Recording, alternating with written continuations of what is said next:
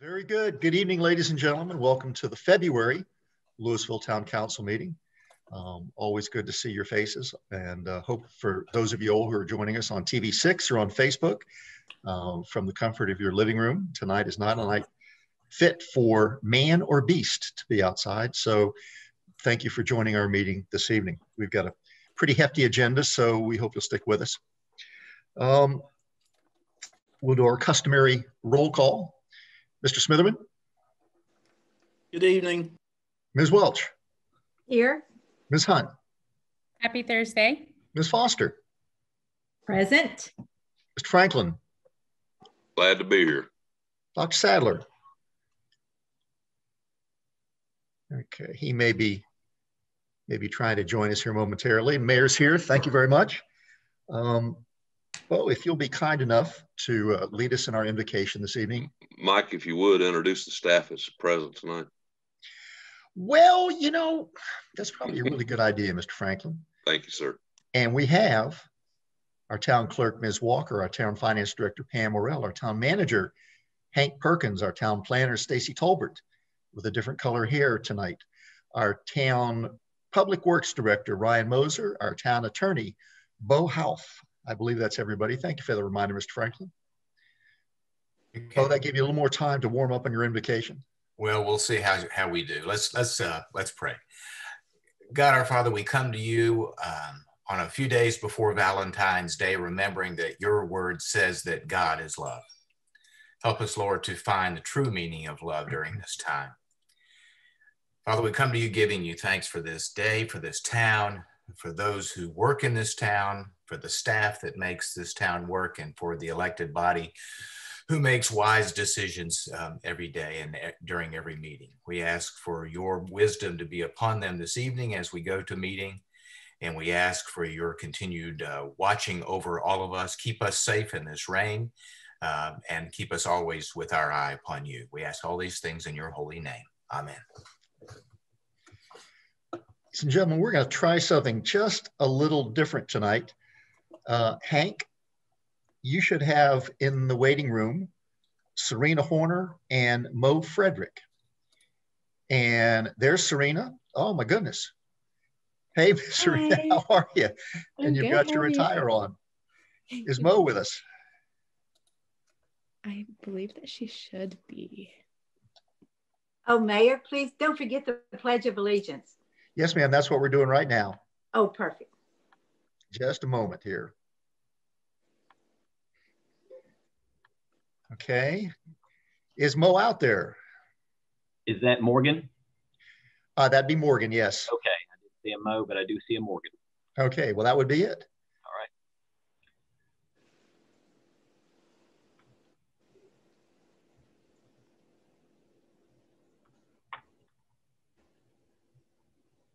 There we are. Welcome. Very good. We have you both here.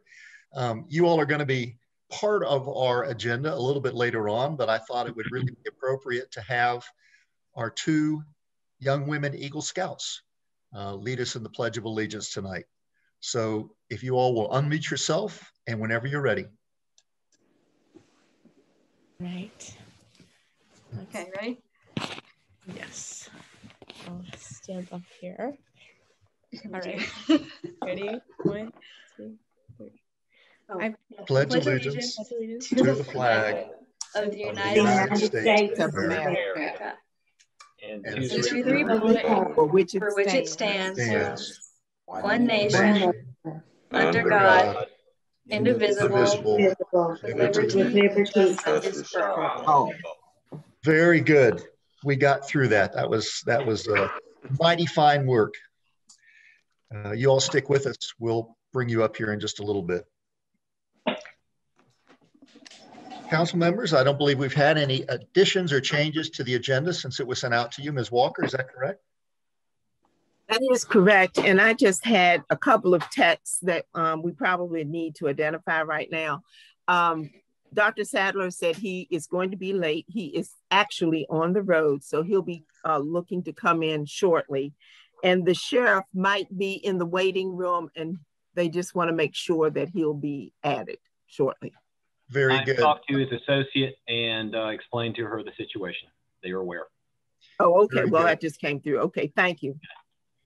Okay, very good. Are there any other folks that need to be identified, Hank? No, I think we still have waiting on Mr. Sadler to arrive. Very good. Okay.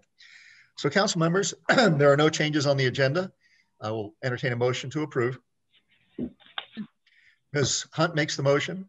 Mr. Smitherman makes the second. Any further discussion? Mr. Smitherman, I approve. Ms. Welch, Approve. Ms. Hunt, Aye. Ms. Foster, Aye. Franklin. Aye. Mayor's aye. Thank you very much. That's our agenda for this evening. Hank, you'll lead us through the consent agenda, please. Okay, the consent agenda consists of 5 items. The first is Resolution 2021-011 for the acceptance and approval of monthly financials for the 6th month ending December 2020. Next is the approval of Town Council briefing minutes from January 7th, 2021. Next is the approval of Town Council meeting minutes from January 14th, 2021, followed by the approval of Town Council special called meeting minutes from January 22nd, 2021. And finally, Resolution 2021-006, accepting the resignation of Daryl Seifert from the Louisville Beautification Committee. Ladies and gentlemen, the consent agenda are items that we take as a group. They're generally our financial reports and our minutes. Any council member, excuse me, may request any item be taken off and considered individually. Any council member have a wish to do that? Otherwise, we'll entertain a motion to approve the consent agenda. Mike, excuse Yes, me, Mayor. I'd like to just make sure that everybody is good with the revision or the changes that had been made with a special called meeting minutes of January 22nd from when we first saw them. I'm good with them. I just want to make sure everybody else is. And then if we are, I make a motion to approve the consent agenda. So. Very good. Any objections to the minutes of our specially called meeting? If not, Mr. Franklin makes a motion to approve the consent agenda. Is there a second, please? I'll second. Ms. Welch makes the second. Any further discussion? Mr. Smitherman, Aye. Ms. Welch, Aye. Ms. Hunt, Aye. Ms. Foster, Aye. Mr. Franklin. Aye. The mayor is aye, and that is unanimous of those here. Very good. We have a number of presentations and introductions that we're going to be doing this evening. And first, we'd like to introduce our Sheriff, Bobby Kimbrough, and LaShonda Milner. Are you there as well? Very good. Welcome. It's always good to see you, although we don't see Sheriff Kimbrough yet. I'm sure he just needs to hit the video button and he'll appear. Yeah, he will be present. Good evening, everyone, and thanks for allowing us to come in on this meeting this year. Thank you so much. Very good. I believe, Sheriff, good to see you. How are you? Hey, how you doing? Doing great. Thank you. No, thank Welcome. you. So I would like to first of all say thank you to the mayor and the council members and all of you for allowing me a moment to share with you, just to basically brief you on what your office, the office of the people, have been doing. You know, I consider this an honor to even be having a conversation with you all. The COVID has kept us apart and kept us from our community forums that we've been having throughout the year. I just wanted to share with you what we've been doing at your office of the people. Most of you probably have heard about it, the Arctic, the Real-Time Intelligence Center that was created, or we began creating it over a year ago, basically to tie into cameras throughout the city and throughout the county, which will enable us to capture what is going on throughout the county in real time. We have partnered with numerous of businesses throughout the county, Quality Oil, Mr. Bennett and his associates. We are partnering with the Four Brothers gas station, some of the apartment complexes throughout the county. And it's just been an exciting thing. We are in the presence right now, considering partnering with one of our security entities to launch a program to assist all of our seniors to allow them to have the capability to have a ring system themselves. So one of the things that we set out when we came into this place is that we wanted to be a part of the community. We want to have community credibility within the community, building goodwill, from code drives to partner with Carolina University we have a doc on patrol now, where we have a doctor literally patrolling an MD. We have created with the Winston-Salem Foundation scholarships for those that have been affected by violence. We have partnered with schools to any young person that is wanting to further their education with Carolina University to assist them in getting a four-year degree. Those are some of the things I just wanted to share with you. I could go on some of the programs that we have initiated, but I just wanted to share just a few with you and just to let you know that we've been very busy and we will continue to be busy, because at the end of the day, our objective is to make this community, not only is it, in my opinion, one of the greatest places to live, but make it even greater. And I thank you all for allowing me to be a part of the conversation and trusting me to do the job. And I just want to thank you, Mayor and the councilman, and all of you that are watching for this opportunity.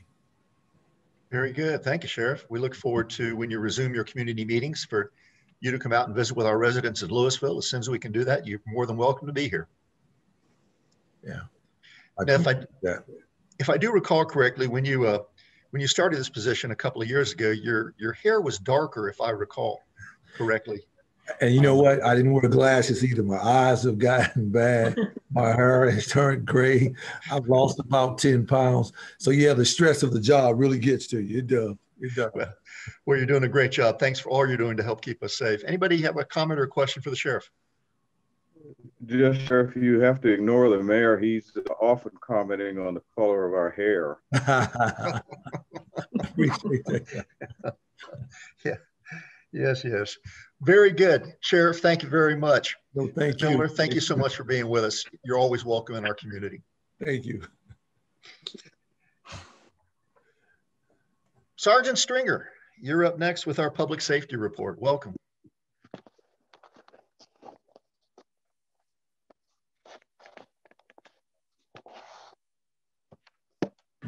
Good afternoon. How are y'all? Doing great, PJ. Good, good. Do you want me to do the report, or do you want me to give our introduction to our newest member of the community policing? Why don't you go ahead and do your report first? Okay. And then we'll do the introduction of our newest deputy. PJ, while you're doing that, I don't see Deputy Armstrong in the attendees. I do see a William, but there's no last name. Yeah, that should be him. Okay, I will promote him then. Yeah. So I hope everybody on the council is doing well, and it's always a pleasure to be here. Hank, do you want to pull up the spreadsheet from the stats for January? Okay. All right. As you can see, our total cost for service was $700. That includes all self-initiated and dispatch calls for service, and with 408 security checks. Again, that's the deputies self-initiating activity, checking residents, checking on variety of neighborhoods. Traffic stops and the violations were 50. And we only had 15 alarms this month. And our average response time for priority calls, again, and that's blue lights and sirens, that was 5.2 minutes.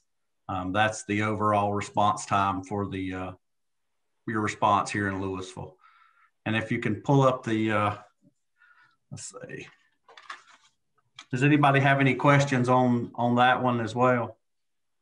Sergeant, when do you think we'll be at the point when we can start comparing month to month from previous year to current year? Well, we started the new system, I think it was in July, but something we can, like that, I believe, yeah. I think maybe by next month I can go back and try to pull some of those numbers and at least give you a general idea of how we're trending. So we're almost a year into this COVID and how things have been. I think it was March when it really full-fledged. So to get a good idea, I think we're looking around March should be a good starting point to try to compare the numbers between the 2 years. Great, thank you. Any questions for Sergeant Stringer?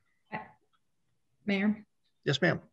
Yeah, just a request, piggybacking on the mayor's comment. A prior report showed all of the months. I found that very helpful to see not just the trending comparing month to month, but seeing the trend of what happened last month and the month before that, et cetera. So is it possible for that to be part of what you just provide to us? I can actually send that to you in a separate email. versus trying to display it.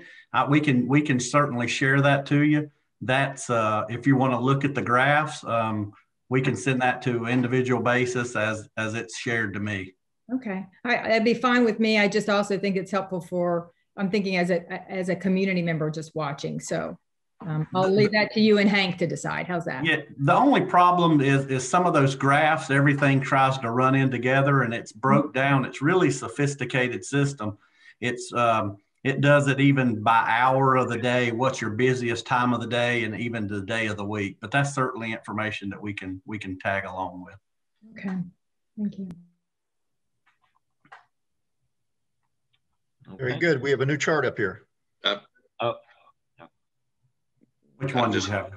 I'd just like to make a comment to Sergeant Stringer. Yes, sir. The response time, I believe this past month has been 5.2 minutes, especially blue light and sirens. My only, and there's no issue here, but my only caution, and please always tell your deputies that the response time is important, but at the same time, if you don't get there, that's right, because you're going too fast and you end up in an accident or it hurts somebody else, then it ain't worth a doggone. You know what I'm saying? Absolutely, yes, sir. Our job is to. Please always stress that we should not be focused on response times, if you will. Getting there safely and quickly, we should be. Absolutely. And that's the point that you made, Councilman Franklin. Actually, I've been going to patrol to the briefings the last week for the 6 o'clock briefings. And that's one of the things that I had a conversation with, is that while we're responding to Code 1 calls of service, the objective is to get there safely. The objective is to get there without harming or hurting anyone. And I really appreciate you echoing that. And I once again, thank you for echoing that. Well, I just remember when there was an incident at the jail some years ago and 2 Winston-Salem police cars collided at 5th and Patterson. Obviously, neither one got there to assist in whatever the incident was, but, you've got to successfully and safely get to from point A to point B. Thank you, sir. PJ, you got another chart for us? Hank, you want to pull that one up? Sure. I think that was just to break down the overall calls for service report, just to give you a general idea of what kind of calls that we're actually responding to. Knock on wood, we've not had a string of car break-ins or anything like that come through. So I think with the cold weather, that kind of helps us out a little bit. People may be getting the point of locking your car doors. We always want to encourage that. And again, don't leave valuables where you can actually see them. We don't want to make it easy for anybody. So lock your car doors. And if anybody wants to look at that calls for service report and you have any questions about that, feel free just to chime in. And Sergeant Stringer, would you please tell us, what is Code White? Code White, that's an overdose. That's an overdose, whether it be an accidental or an intentional. It's really just depending on how the CAD system, when you dial 911, obviously it goes to the medical side of it. So we're dispatched to any overdose until we can determine if it's accidental or on purpose. So that's what the Code White is. Thank you. And since COVID, which has almost been a year now, have you seen an uptake on domestic disturbance or Code White? Maybe a little bit. The domestics, absolutely. I think we're dealing and we're living in stressful times. So people do tend to act out. It's hard on everybody. So we do certainly see that, when people are locked in together for days and weeks at a time, and people going through financial troubles, it hits everywhere, and it does cause people to. You see a increase in the mood, depression, and domestic violence. So that's certainly stuff that we're on the lookout for. But we have seen that, yes, ma'am. And do your officers distribute anything that has to do with community resources for those kind of situations? Yes, ma'am. Especially in this day and time, we're acting more as a as I want to say, a mentor or a counselor, or we want to provide those services, because the county, we do have those. Actually, it's a policy, a law, that we provide somebody with domestic violence brochures if we go out to a scene of a domestic violence incident. And these packets are put together by the county, and it provides resources, numbers, pre-planned actions. So yes, ma'am, that stuff is shared nearly daily. Thank you, Sergeant Stringer. Always. Thank you. Yes, ma'am. One last thing before you get away, PJ. Okay. Yes, sir. Just, you do this however you think it ought to be done, but I've got a curiosity if the speed has slowed down on Yadkinville Highway around the Vienna Village area since the signs have went up. Okay, just how you gauge that, I'd love to get a sense for that, whether the signs have helped. How about if I do this, Mr. Franklin? If I'll go out there and monitor it myself, and I'll check in with the folks at the at Vienna Village and see if they've noticed a decrease. I know that I have been out there a few times, whether it be checking reports, and you see the speeds, but as soon as you leave, you're going to have somebody coming through there at a high rate of speed. So I understand that. I just like to get a feel whether they're effective or not, and you guys can help gauge that. And just as we go forward, they've been up 60 days or so now, and I'll check around, and I'll start knocking on some doors and checking with the residents to see if they've noticed a decrease in it. I appreciate that. Thank you. Yes, sir. Ryan, didn't we have our counter out there and last year or so to do traffic speed counts? Yes, and we could also set it back out and see if there's a change as well. We can do that. That'll be a little more empirical than just kind of ancillary kinds of comments. So maybe that would be helpful. We'll get it done. Great. Thank you very much. Yes. Anything else for Sergeant Stringer on our police report? All right. PJ, you got somebody new to introduce to us? I do. I have we have been very blessed to have a new deputy join us. As many of you know, Deputy Owen was promoted to corporal and went to the investigative service division last month. So that opened up a new opportunity for Deputy Armstrong. He is already making a name for himself in the Louisville community. Very excited to have him. He brings so much to the table. He's 8 years of law enforcement experience, Winston-Salem Police Department, probation and parole. He's only been out here, he's finishing up his night shift, so looking at about 3 or 4 weeks, and has already done some outstanding work. And just talking to him and meeting him, you can tell that he's going to be an asset to the community, very community oriented. And with that, I'll give you and let you hear from the Deputy Armstrong. And I'll tell you, he likes to be called Wax. And I'm not making that up, because he's a lot bigger than I am. So, I'm not going to get his name wrong. So, Wax, welcome. Have any thoughts for us? Can you hear me? Yes, sir. To the mayor, to the council members, good evening. I am so ecstatic to be able to serve with you in the community of Louisville. I am really pleased on being welcomed by everybody, and I just look forward and going ahead and see what we can do and making sure everybody's safe in this town. Wax, we always say in Louisville that we have a very high bar for our community policing deputies, and I think probably just because of your selection to come out here, you have probably demonstrated your ability to reach that standard.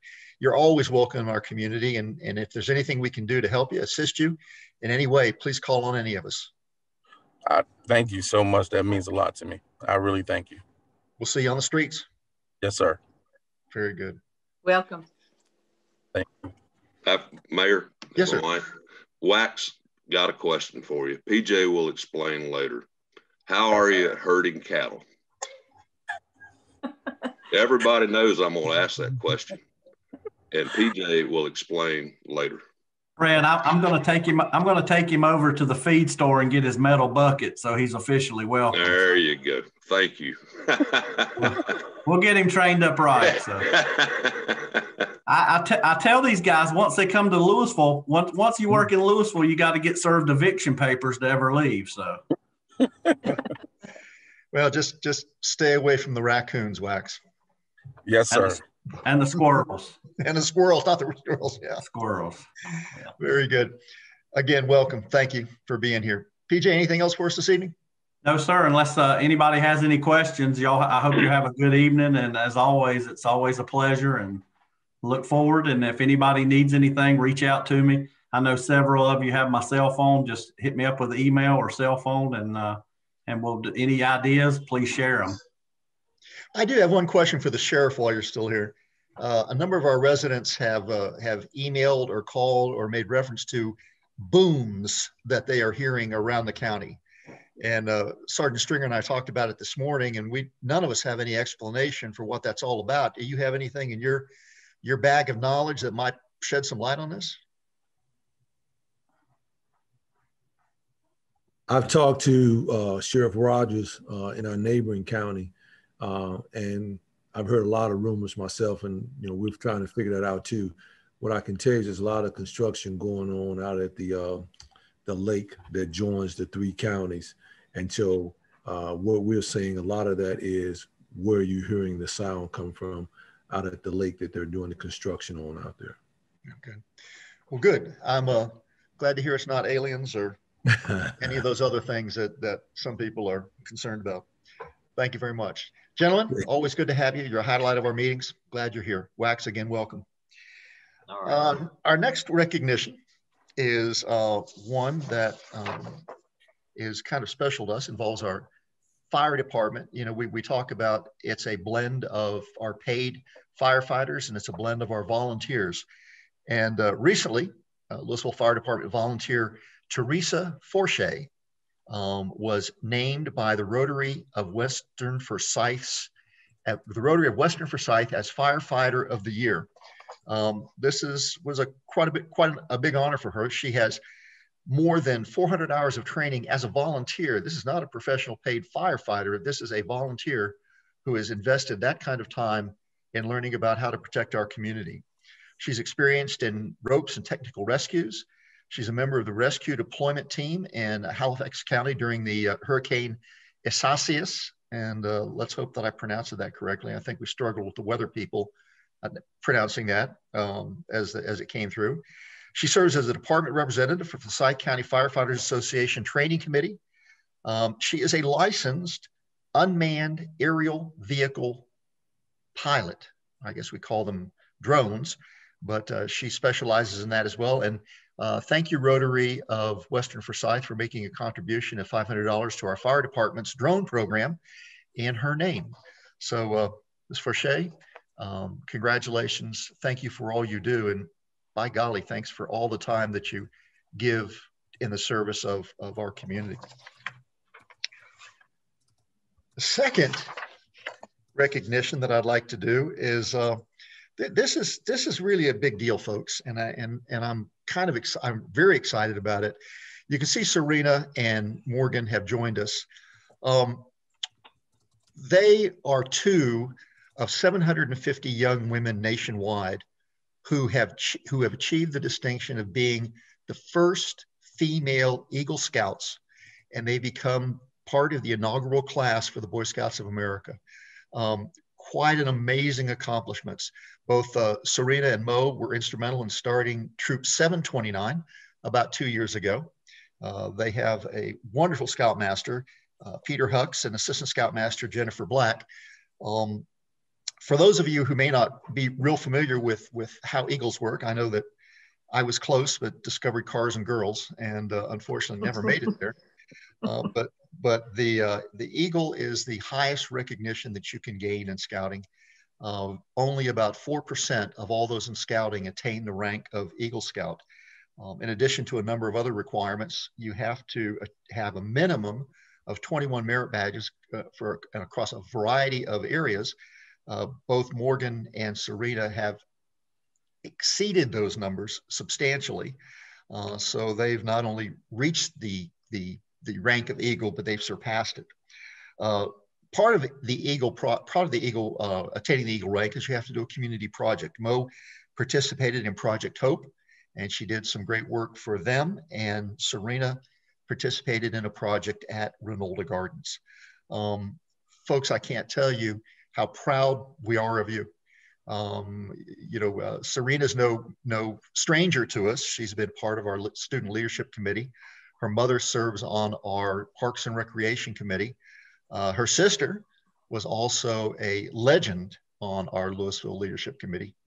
So the Horner family, we wish we could have 100 families like the Horner family, because they are wonderful. Morgan, I don't know a lot about your family, but I can possibly tell that by your accomplishments, you probably are a great reflection on how they raised you and their values. So congratulations to you both. Would either one of you like to share anything?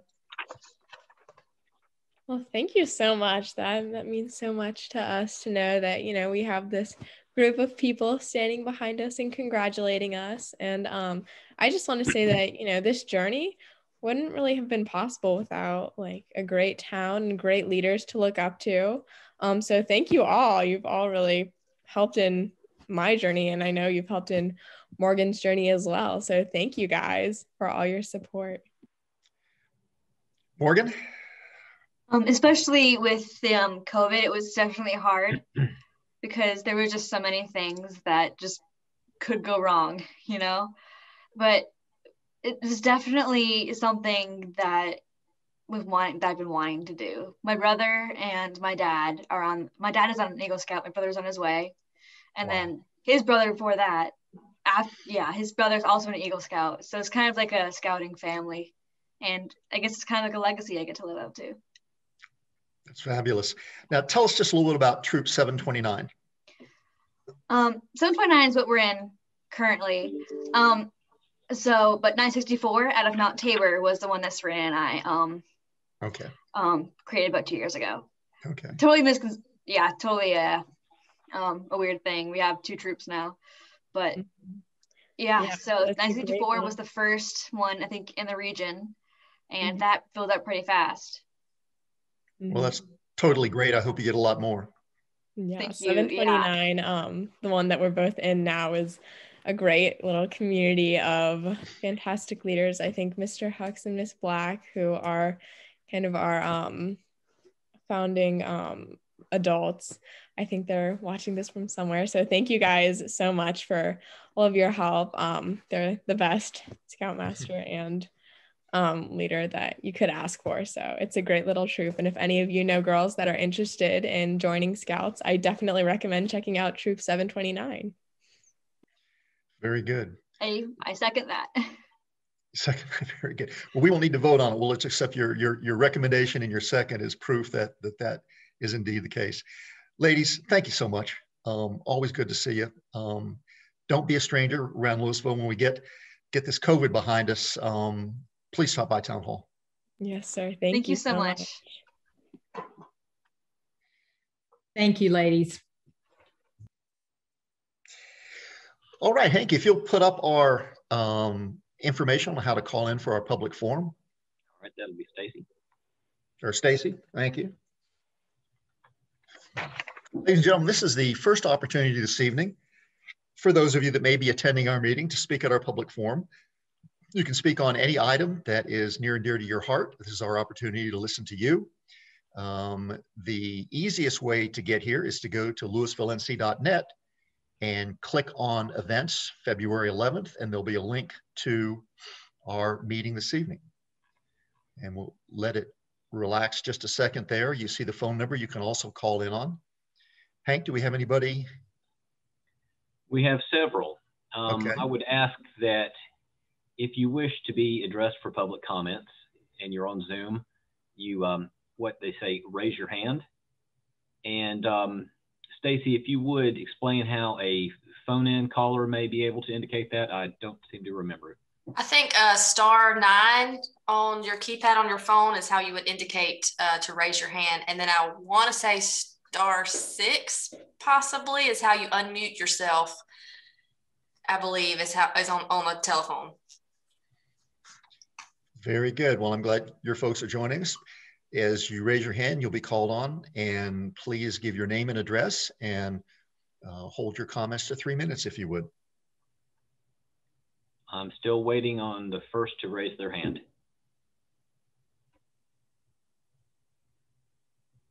Here we go. We have a Blaine. Go ahead.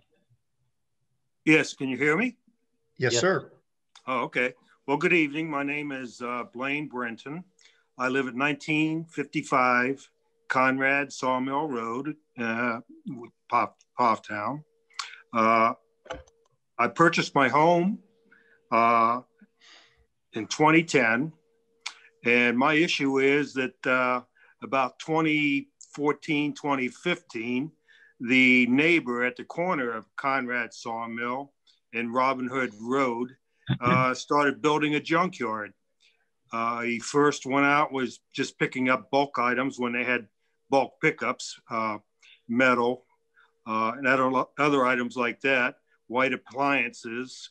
They were stacking up in his yard, which is parallel to Conrad Sawmill Road.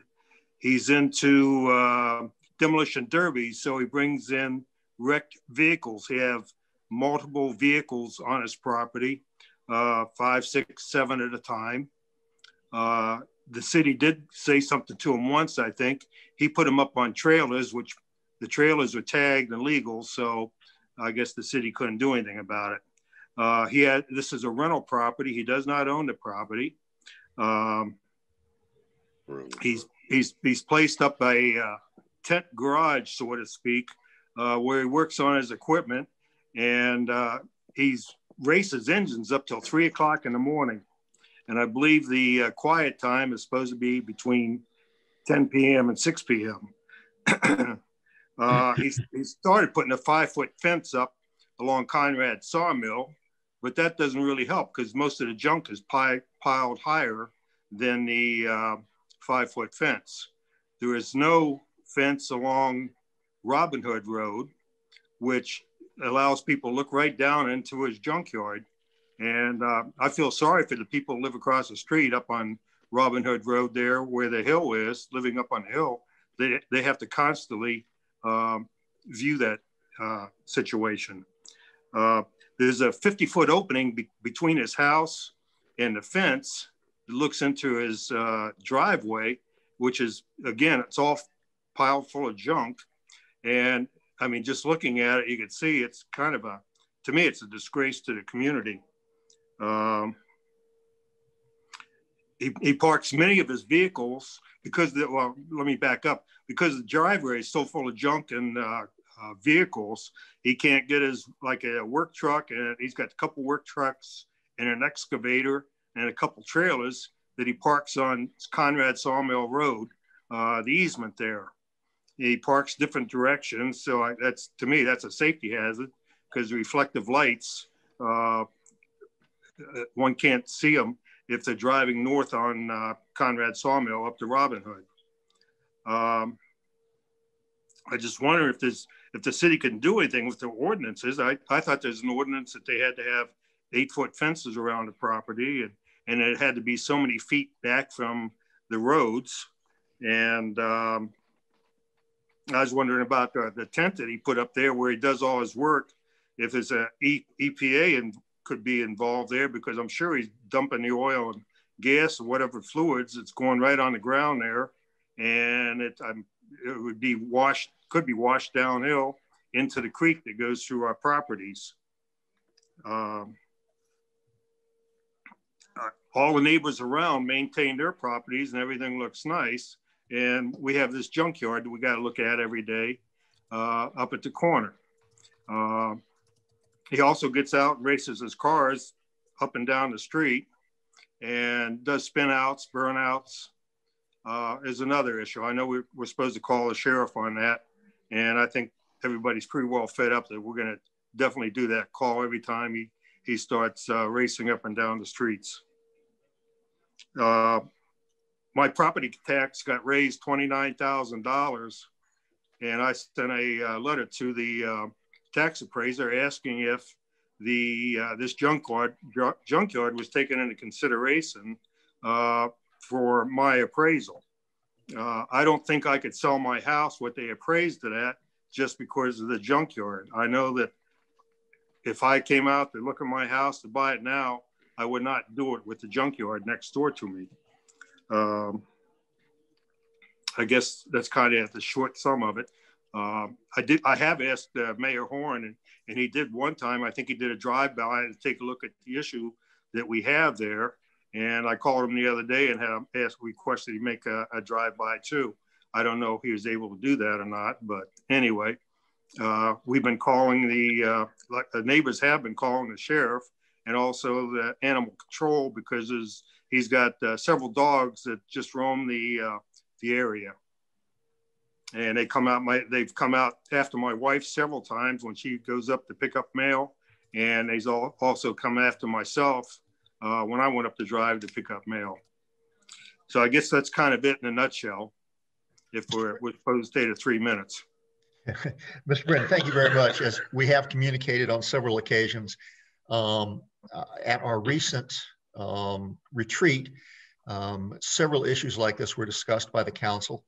I think the direction that the council has given staff is to take a look at our ordinances and see if there are ways in which we can redraft or tighten those up. I mean, certainly we want to be respectful of individual property rights, but we also understand that those rights end at the fence line, and when they start impinging upon others, then we need to pay some attention to that. Thank you for your comments this evening, Mr. Preston. We'll our planner is on top of this, and so we'll be working towards something, I hope, soon. Thank you.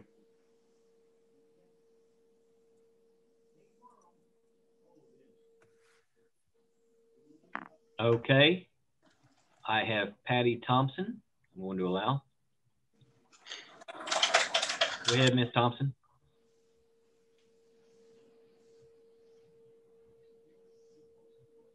Ms. Thompson, you need to unmute.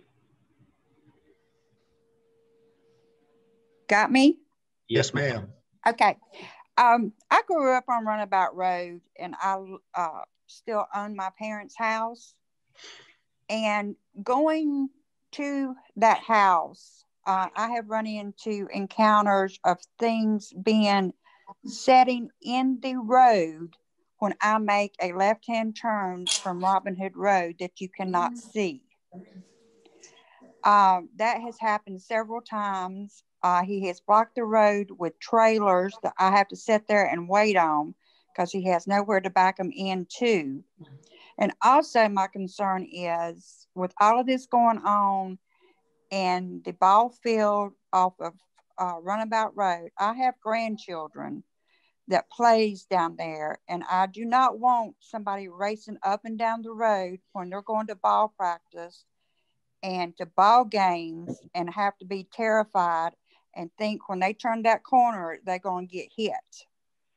It's not safe.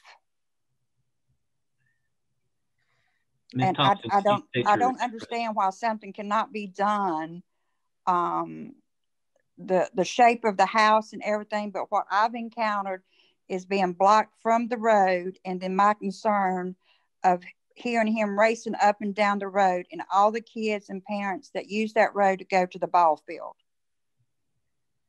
Ms. Thompson, would you please give us your address, please? The house is 1523 Runabout Road. I live at 6532 Benson Lane. Very good. Thank you, Ms. Thompson. We appreciate your comments this evening. Okay, I hope something's done.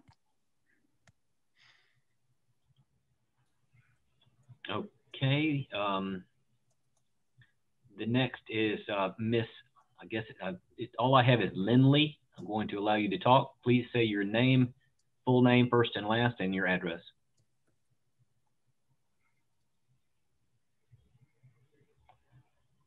Full name, first and last, and your address.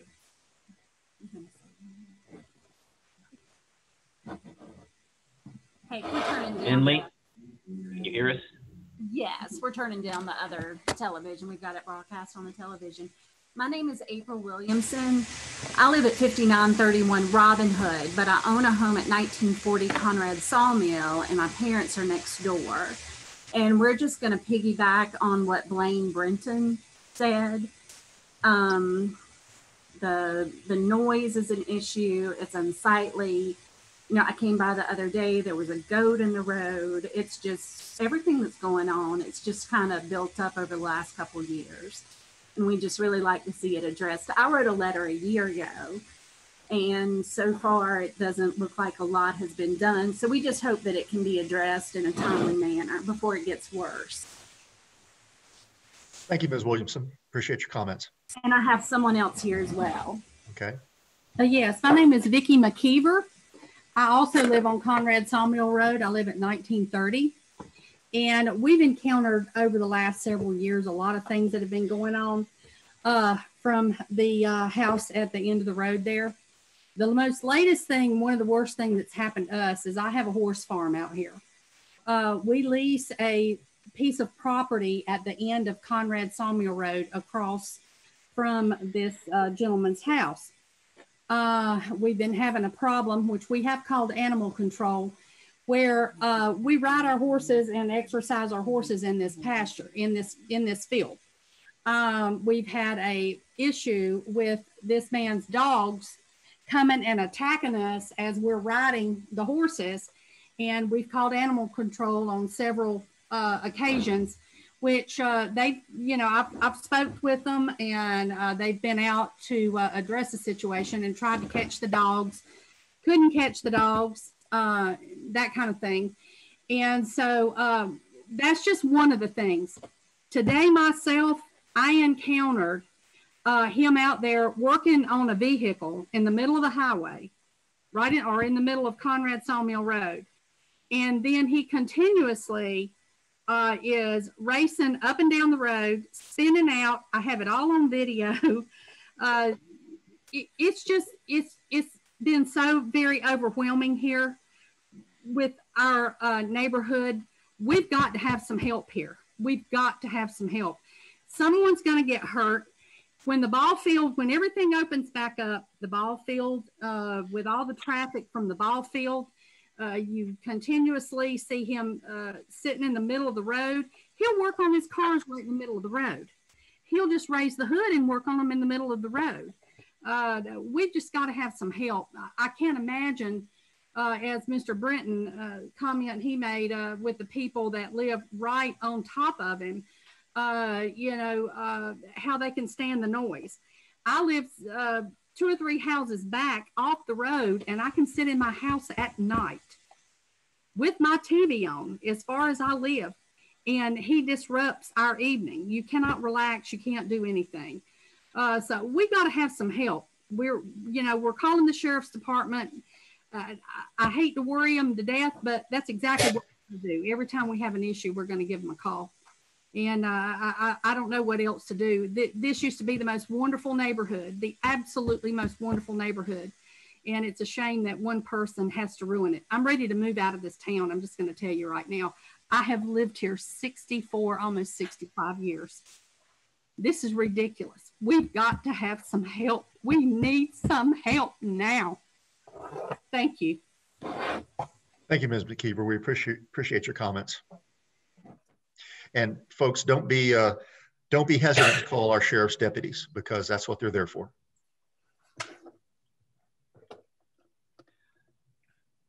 Okay, next is John Schoaf. Hey, I'm John Schoaf. I own the field directly across from the property that Blaine, April, and Vicky are speaking of.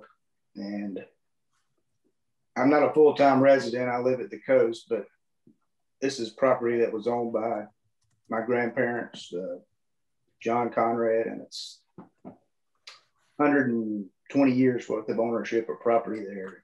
You know, the eyesore, the pig pen that place is absolutely against everything that they would ever be against.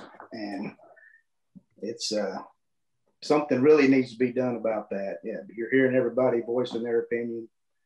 I firmly believe that if the condition of that property, if that pig pen was, let's just say, sitting at my great aunt and uncle's house directly across from the, the roller mill right in Louisville, that something would have been done about it a long time ago. I don't think anybody would disagree with that. And I mean, the fact about the dogs attacking the horses, we have an agreement that, they cut my pasture there and I let them walk their horses out there. Those dogs attacking those horses, I did a little research. Those dogs are supposed to be labeled as aggressive if they attack another animal. And they're supposed to be leashed, and they're supposed to be insured with liability insurance for instances like that. And I seriously doubt anything like that's ever happened. And I mean, something really needs to be done. You hear the concerns of the residents that live there every day. I'm not there. I'm there 2 or 3 times a year, but I have friends and family that live in the area. And, I had no idea that anything like that could ever happen right there. It is horrible, and something has got to be done about it. And like Blaine said, I just got my property tax bill, and they increased it 28% on an undeveloped property, piece of property that I just had appraised 2 years ago.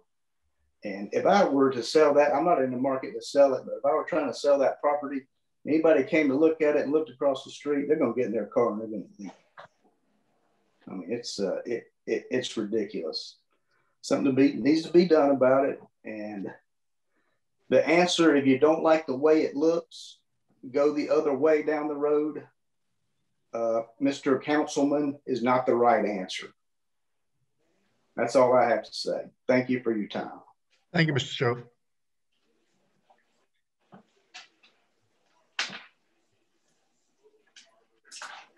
Mary Beline, you may speak. Can you hear me? Yes, ma'am. Okay. I'm Mary Beline. I live at 7011 Robin Hood Road. I am the lucky house directly across the street from this man. Again, everyone's already touched base on this. Y'all got the drift of it, but I don't think anyone deals with the noise and the repercussions of us calling in to the sheriff. When he's paid a visit, he is threatening to us. He's told us he knows the sheriff and that we're just making matters worse for ourselves. Again, when the sheriff's been called out, he just acts in spite. He revs his cars up louder later. We have 3 small children. Our kids have woken up in the middle of the night and asked, what's he doing? We could hear him. The dogs are ridiculous. We had strangers stopping at our house, basically accusing us of letting our dogs roam free, and they aren't ours, they were his. We've called animal control countless times, and we've witnessed him cuss out animal control. He's an aggressive man in general, so it really makes calling in kind of just, you hesitate on it because, I mean, there's nothing really being done. And we really don't know what else to do. Again, we've talked about selling our home, but look across the street. We don't even go outside because it's ridiculous over there. I wish I can get pictures, but when he's home and he were to see me, I don't even want to deal with the consequences of that. Again, there's goats, there's donkeys, they roam free. There are aggressive dogs. We've been growled out by one of his dogs. One has actually gotten our backyard somehow. Luckily that one was not aggressive, but I mean, it's ridiculous. It's out of control. The bass, he bumps his speaker system. Again, up and down the road, driving back and forth, burnouts. It's all so loud, and it goes on all hours. And he did it today. I watched him from my front window, him park in the middle of Conrad Sawmill Road, pop his hood, and just work on his car right there. Cars were having to stop, slam on brakes, screech tires, go around him. I mean, he's an idiot.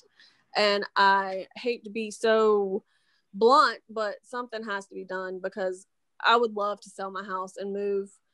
We moved out here because the schools are awesome. The area is awesome. The people are awesome and considerate, but then there's this, and I just don't know how nothing can be done. And that is all I have to say. Thank you. Thank you, Ms. Boleen.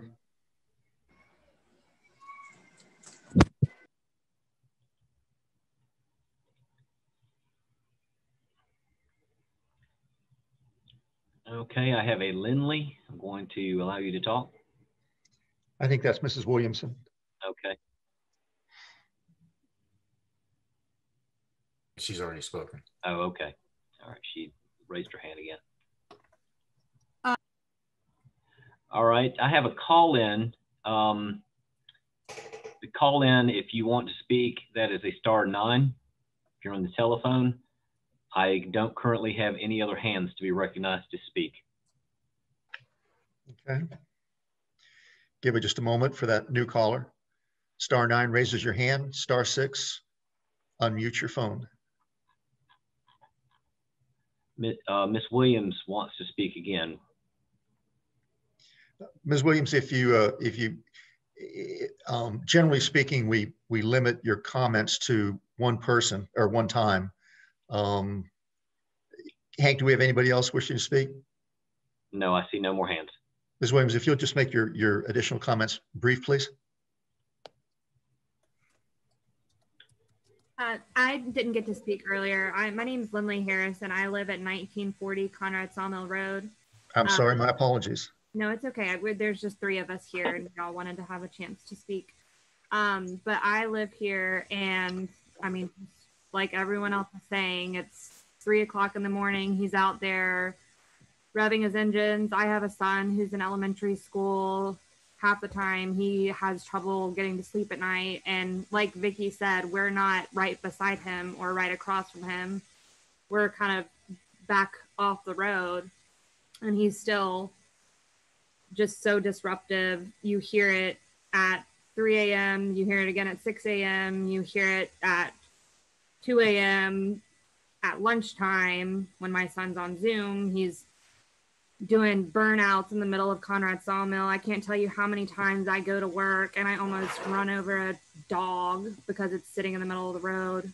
My friend was leaving, stopped at the stop sign at Robin Hood and Conrad Sawmill Road to change his shoes, and he pulled a gun on my friend and told him to get off his property. He was not on his property. He was sitting at the stop sign, nowhere near him. He pulls a gun.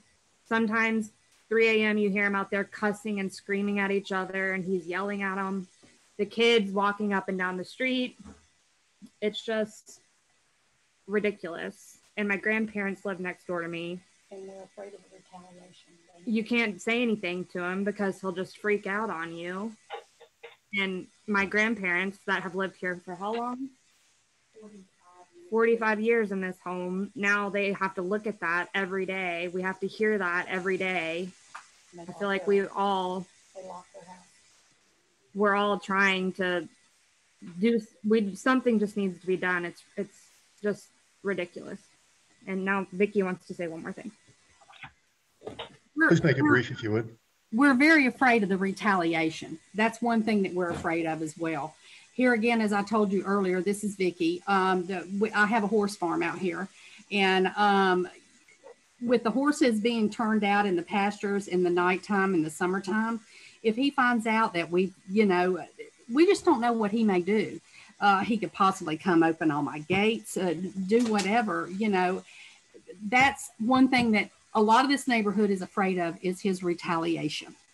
What he may do. He's a nutcase. He's just, we just really need some help. And we would really appreciate you guys, anything whatsoever that y'all could do.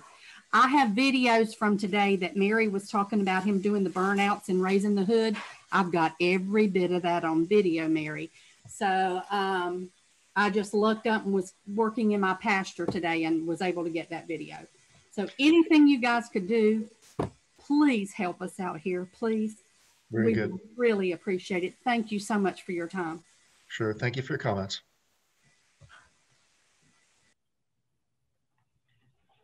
currently have no one indicating they wish to speak. Okay. Very good. Thank you, folks, for participating in our public forum.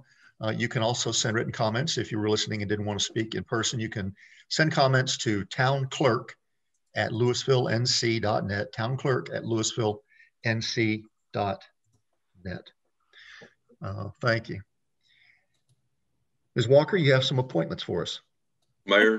Yes, sir, Mr. Franklin. Yes, just before we move on, number one, should we recognize that Ken officially has joined the meeting since he wasn't here at roll call? Yeah, I think Ms. Walker probably noticed. I know she did make note of that, but you know, officially recognize him. Okay. And the second thing, my address is Conrad Sawmill Road. All right.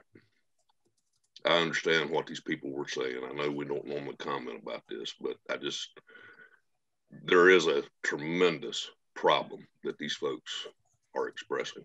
Okay. And I'm going to leave it at that, because I always, during the invocation, say, "Dear Lord, please don't let me say anything stupid tonight." Very good. Ms. Walker. We do have several appointment orders. The first one that we have is for Sansira Kiger. She's asking to go back onto the beautification committee. She had to leave about 1.5 years ago because of work commitments. And she has kind of mellowed out a little bit, and she would like to get back on beautification. And I put this on this month as opposed to waiting until your normal March timeframe, because we want to make sure that when LBC meets shortly, that they have a full complement of whatever, of whoever they need on the committee. Very good. Any questions for Ms. Walker? Entertain a motion for this appointment. Motion. Ms. Foster makes a motion. Mr. Smitherman makes a second. Any further discussion? Mr. Smitherman. Aye. Ms. Welch. Aye. Mr. Franklin. Aye. Ms. Foster.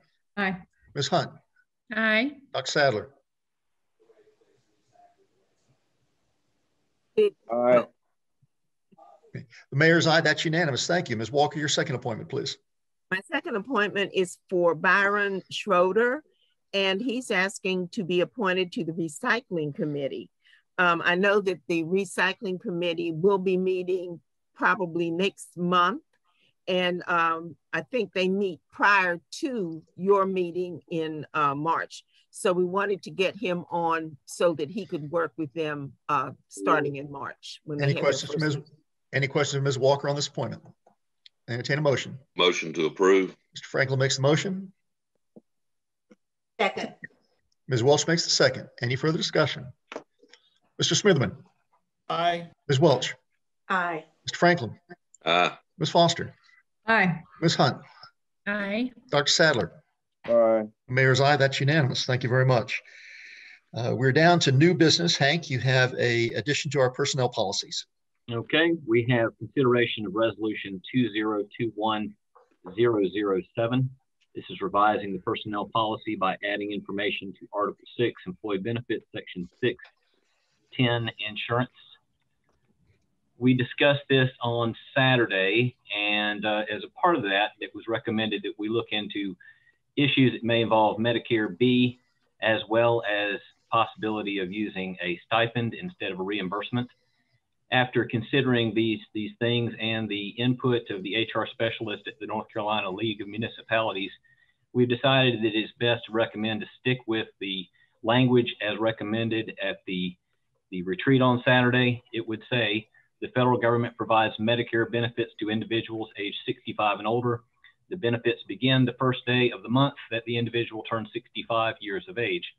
When an employee becomes eligible for Medicare, they may waive their right to participate in the town's medical plan and request reimbursement for the cost of their Medicare medical insurance policy that they have chosen as a supplement to their Medicare benefits. This reimbursement shall be done on a monthly basis. The amount to be reimbursed will be for the actual cost of the individual's chosen Medicare supplement and shall not exceed an amount equal to the town's monthly cost to insure an employee of the town under the town's current medical plan. We're recommending that we stick with this language as discussed on Saturday, as it is the recommended language by the North Carolina League of Municipalities HR specialists and is what is typical to be found in a municipal public agency, and also on the business of it being a stipend versus a reimbursement. We feel like a reimbursement will both protect the employee and the town, making sure that the employee is held harmless to get no less than they would receive in an actual amount for if they were participating in the health insurance program for the town, and also protects the town knowing that they would not pay more than otherwise if the employee remained in the same insurance plan. Does anyone have any questions? Ms. Hunt, does this meet your smell test? It does. Yeah. Okay. Very good. Yeah, I think I understand it a little better since Saturday when we had this discussion, and that this is an employee, not a retiree that's age 65 and over. That is correct. Yeah, and I think I did not quite understand that in our earlier discussion. So, any questions from the manager? Entertain a motion. Mr. Smitherman makes the motion. Second. Ms. Hunt makes a second. Any further discussion? Mr. Smitherman. Aye. Ms. Welch. Aye. Mr. Franklin. Aye. Ms. Foster. Aye. Ms. Hunt. Aye. Dr. Sadler. Aye. The mayor is aye. Thank you very much. That's unanimous. Pam, you have our next item, please, on Gibson and Company. Yes, we have resolution 2021-005, approving the contract with Gibson and Company to perform the annual independent audit of the town's financial statements for the fiscal year 2020-2021. The contract amount is $20,745. In the event that a single audit is required, there will be an additional fee of $4,000. But as I pointed out last week, I do not anticipate that we will need a single audit. Are there any questions? Any questions for Pam? And did you indicate that this was an increase over the prior year? Yes, sir. It's a 3% increase over the prior year. Thank you. Any other questions? Motion to approve. Mr. Franklin makes the motion. Second. Dr. Sadler makes the second. Any additional discussion? Mr. Smitherman. Aye. Ms. Welch. Aye. Ms. Franklin. Aye. Ms. Foster. Aye. Ms. Hunt. Aye. Dr. Sadler. Aye. Mayor's aye. That's unanimous. Thank you very much. Stacy, we're going to set some public hearings.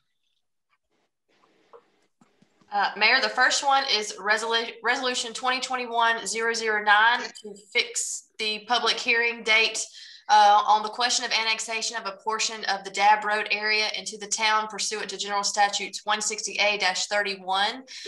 The resolution is to set that public hearing date for March the 11th for that annexation. Very good. Stacy, just give us just a little more for the public's clarification, just a little more where this is and why we're doing this. It is at the end of Dab Road. There has been a request for a major subdivision, and a portion of that large property is not currently in town limits. So the petitioner has requested to be annexed into the town, so the entire parcel is within the town boundary. And along with that, you'll know the next resolution that we will get to is for a rezoning.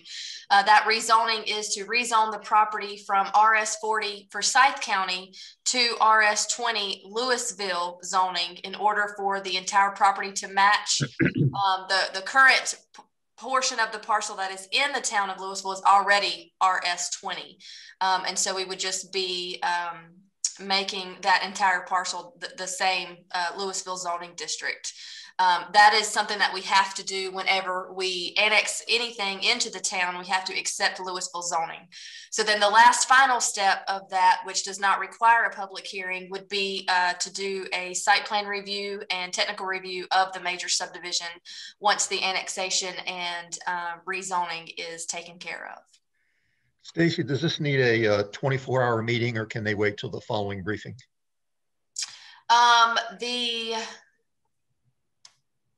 I would say, what Joyce, we talked about this, I think, in the briefing. This is just setting the public hearing for next month. So you can decide next month when you how you want to do that. If you want to wait until like the next briefing meeting in April, or if you want to set a special called meeting to vote on both of the public hearings after the public hearing has closed. Yeah, I guess that's why I'm asking the question. Is there an urgency for us to consider this 24 hours, or can it wait till the next briefing? I do think that developer, I think we talked about that a little bit last time. They asked that if there's any possibility of going ahead and getting it taken care of, they would like that. Okay. That's what they would be pleased with. So very good. Any questions for Stacy? So this is a motion to set a public hearing for March 11th with the notification that it's our intention to have a 24-hour meeting, a 24-hour period for a vote by the council following the March 11th meeting. Would you want to state, Mayor, I think that it may be case how quickly you would want to have that second meeting, if it would have been the following Monday? Yeah, I think that's a good question. Anybody want to do this on Friday or wait until the following Monday? Monday. Yeah, I would recommend the next Monday because we have to wait the full 24 hours. So depending on what time that Thursday night we completed the public hearing, we would have to wait that full 24 hours. So it might be a little shy if we just have a regular meeting time. Ms. Foster? Yeah, I agree. Very good. So that is our intention. May we have a motion, please? So moved. Mr. Smither makes a motion. Ms. Welch makes a second. Any further discussion? So we're just setting the public hearing for the annexation right now. Yes, sir. All right. Mr. Smitherman. Aye. Ms. Welch. Aye. Mr. Franklin. Aye. Ms. Foster. Aye. Ms. Hunt. Aye. Dr. Sadler. Aye. Mayor's aye. Public hearing is set for March 11th. Quick question on this though. For yes, that, sir. That potential meeting on the 15th, if we decided on the 11th, should we set the date for the 15th now? No. I think we're just indicating it may be easier for you. We would need a 48-hour notice to set a special meeting, so that's why I mentioned. Okay. Hank, I think that's a good point. So let's see, who made that motion? I've got a question though. Okay, Ms. Foster, go ahead. It made the motion. So I want to be clear. Is this how we've done this in the past, Bo, just from a continuity standpoint? We've probably done it different ways in the past. We have certainly said, set it for the next meeting. We have, I believe, done a special meeting on at least a couple of occasions previously, if I'm not mistaken. Yeah. As for when that needs to be set, it's not required that it be set tonight. It may be set tonight just so that everyone will know. I think it will help the staff so that they can give at least the 48 hours that they're required to do. And since it would fall on a Monday, they would otherwise... There's always problems when you have to give that notice 48 hours when you have an intervening weekend. Yeah. It's a question about counting of time. Right. At least under the rules of civil procedure. So it's probably better that be said now, and they can set that special meeting even more than the 48 hours if they want. 48 hours is a minimum.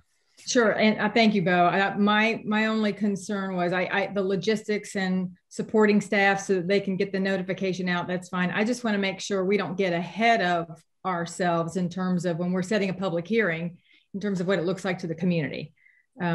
If we know we're going to vote on this day versus who knows what's going to come up during the presentation, et cetera. I suspect it's all probably going to be very smooth and that will happen in that way. Just a comment about not getting too far out. Public hearing, special hearings that are set can be, at that evening's meeting can say a couple of ways that can be handled. One is to still have that special meeting and continue it if necessary. If you know that you're not going to be satisfied with a particular, the completion of a public hearing, you can always still continue that, call it on Monday and continue it to a date certain. That way you don't have to re-advertise and re-notice. You can notice at that meeting. So probably the most efficient way to do it would be to consider adopting that special meeting date on following Monday, if that's council's pleasure. That sounds great to me. I understand. Again, I just wanted to make it explicit for the public what we were doing. Thank you. Mr. Franklin. It just seems to me that when we get to the next item, that if I'm not mistaken, that we're going to have a public hearing on the actual rezoning on the same date, March the 11th, if I'm not mistaken, so that we would have two potential items of business to do the so-called 24 hours later on a Monday, and so forth. So, am I missing something here? No, sir. We would have discussed that when we got down to that item, but you're correct in your observation. Yeah. So, I mean, and if in fact both of those concur on the 11th, then I would think that it might be prudent to go ahead and talk about the Monday the 15th. Well, Ms. Walker, who made that motion, please? David. I had, yeah, David made the motion, but I was going to ask Hank if he could double check something, because the LBC might be meeting at the same time at 6 o'clock on the 15th. Of March. Because that's their next meeting date, and they will be meeting this week. We don't know whether or not they will carry over anything if they don't finish. They have a number of items on their agenda. Hold on 1 second. It's not on my calendar. Let me consult the website and see what it says. They change to every month. While the manager's looking at that, Ms. Walker, who made the second on that, please? I did not get it. I know David made the I did. Jean Ms. Welch. Okay. Welch. Okay. Yeah, I've got Miss Welch down for the second. Thank you. I try to keep up. Ms. Walker is correct. The 15th would be the date of the beautification committee if they meet in March. We could go with the next day, Tuesday, the 16th. Very good.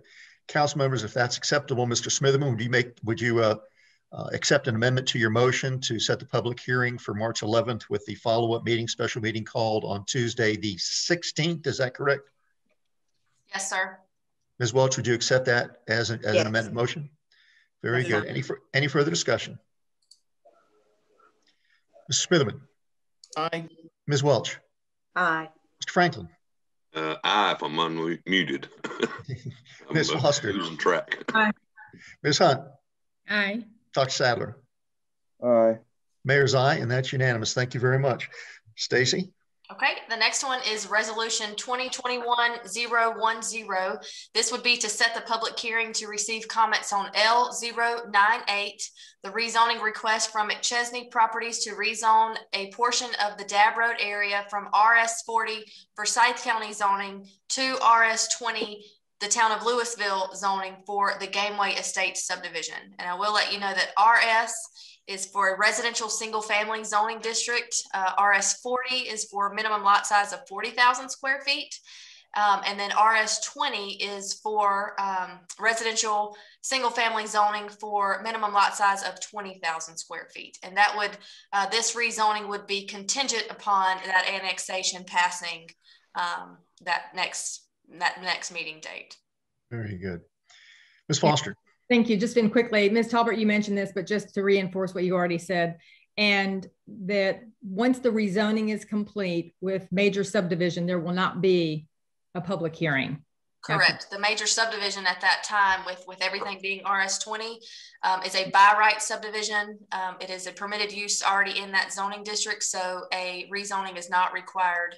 A public hearing is not required for the actual development. It's just a review for compliance. Correct. Thank you. That said, we should probably hold off on the actual motion and vote for that subdivision approval, since you will not have the annexation and rezoning complete until the following Tuesday, if that's the day we're choosing, not to approve a subdivision and property that's not yet in the town. So just kind of a note to ourselves that we may want to hear about the subdivision on that evening, but unless you want to make it contingent upon the rezoning and annexation, it's probably better not to approve a subdivision for properties not yet in the town. Well, I think that's true. That's why we're setting up the dates for the special meeting, because one has to occur before the other. Yeah. But we would not be doing anything about the subdivision and what's before us. This is simply to change the zoning and to set it's annexation and zoning.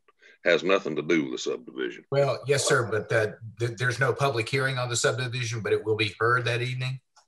But if when they bring the plans in, if there's any deviations, if they don't want sidewalks or street plantings or that kind of stuff, they're still going to have to bring that subdivision to us for approval, aren't they? Not necessarily a public hearing, but for approval. Yes, sir, absolutely. And all I was saying was that my understanding is that subdivision technical review will be the evening during which you're having the annexation and the rezoning hearings. Okay, all right. And so I would just recommend that even though you could technically vote on that on the evening of the 11th, that because it won't yet officially be in the town, that you wait to do that vote the same time you do as the other two. If I may, Mayor, just to clarify for everybody, it seems to be a little jumbled and confused. And Bo, please correct me if I'm wrong, but I think the way the procedure would go is on March 11th, we would open the public hearing for the rezoning. We would have that public hearing. That public hearing would close. We would wait the 24-hour period. The next item on the agenda would be the annexation. Rezoning. Other way. Okay, well, both contingent upon the annexation. So we would have both of those public hearings, and then we will simply have a technical review for compliance for the subdivision, all on March 11th. Okay, and then we would have the special called meeting on March the 16th, where the vote will take place after the public hearing has been closed for the annexation and for the public hearing for the rezoning. And then, since all of that will be taken care of, then you will finally be able to vote, because all of the property will be within the town of Louisville, just for the compliance review of the subdivision on March the 16th. Does that kind of clear everything up for everyone? Ace, we'll be looking, just to be sure, we'll be doing the compliance review on the 11th. You can. And then just hold off and not vote on it until the 16th, once the annexation and rezoning has been voted on. Gotcha. Okay. Since all three of these are somewhat related and contingent, we may want to just keep them bundled and deal with them on the 15th after the public hearings on the 11th. Everybody okay? That'd be the 16th, right? 16th, yes, sir. Okay. Trying to keep up here. Everybody okay? So right now we need a motion on resolution 2021-010, correct? That's where we're at. That's where we're at, correct. Which would be similar to the motion that we had on the previous item. Right. So I'll make that motion to set the public hearing for March the 11th, with the vote for this particular resolution to be taken on Tuesday, March the 16th. Very good. I believe that's the correct form of the motion. Any other comments? Mr. Franklin makes a motion. Is there a second, please? Second. Made it. I think Dr. Sadler makes the second. Any additional discussion? Mr. Smitherman? Aye. Ms. Welch? Aye. Mr. Franklin?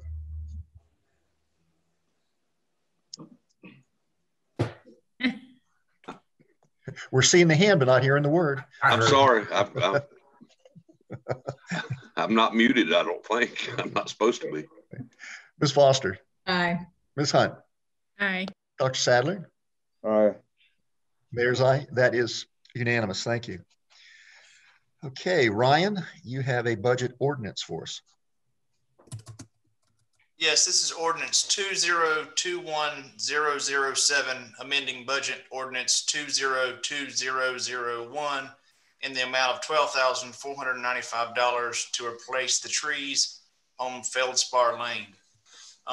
Just a quick reminder, this is a budget ordinance to replace the trees that are hindering traffic flow and pedestrian safety in the Dryden Park neighborhood. Any questions for Ryan? Just for clarification and just so that I'm up to speed on this, what is the threshold for requiring bids on these type projects?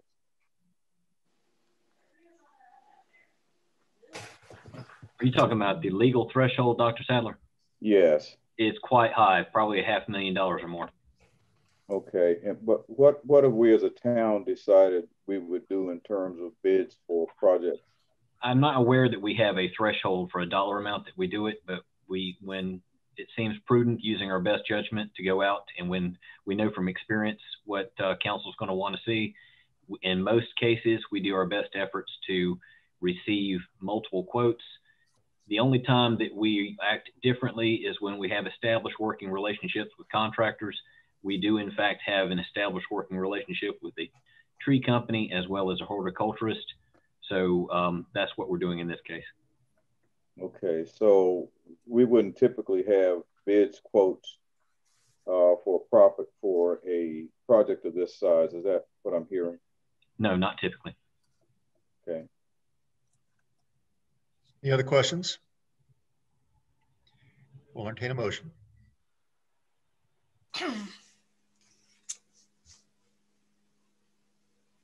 We do need a motion, council members.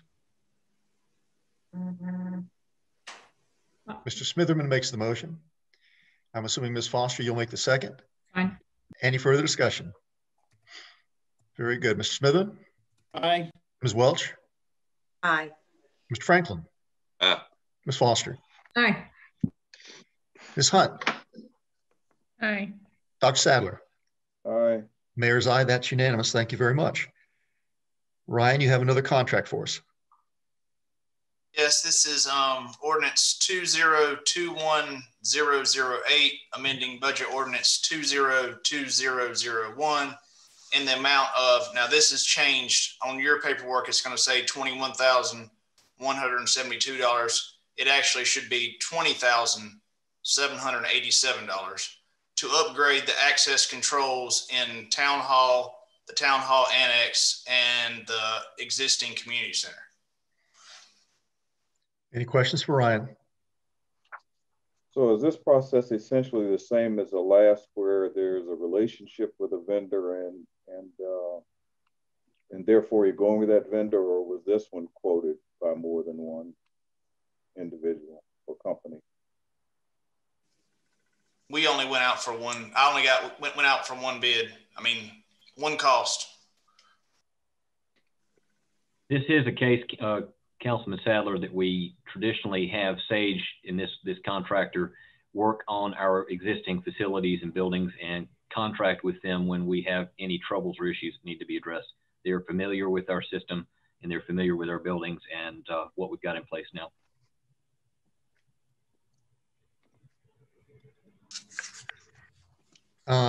Let's clear this motion, then I think I want to come back and visit this just for a second. Any further discussion? Entertain a motion. Motion. Ms. Foster makes the motion. We do need a second. Mr. Smitherman makes a second. Any additional discussion? Mr. Smitherman? Aye. Ms. Welch? Aye. Mr. Franklin? Aye. Ms. Foster? Aye. Ms. Hunt? Aye. Dr. Sadler? Aye. Mayor's aye. That's unanimous. Thank you very much. I think the questions raised by Dr. Sadler is probably warrant a little further discussion, not this evening, but coming back maybe at a future meeting for our process of awarding contracts, so that we have somewhat of a clearer idea of why contracts are awarded the way they are, and those contracts that we deem are important to go out for multiple bids. Yeah, I think that would help us all. Yeah, the reason I mention it is, it's probably cobwebs from ancient history of the town. I just have some vague recollection, and Fred, you may recall that whenever we had a contract, and it may have predated Hank as well, I just can't recall when we had this discussion, but any contract in excess of $10,000 that we would get multiple bids on. That's just my recollection of it. I'm not.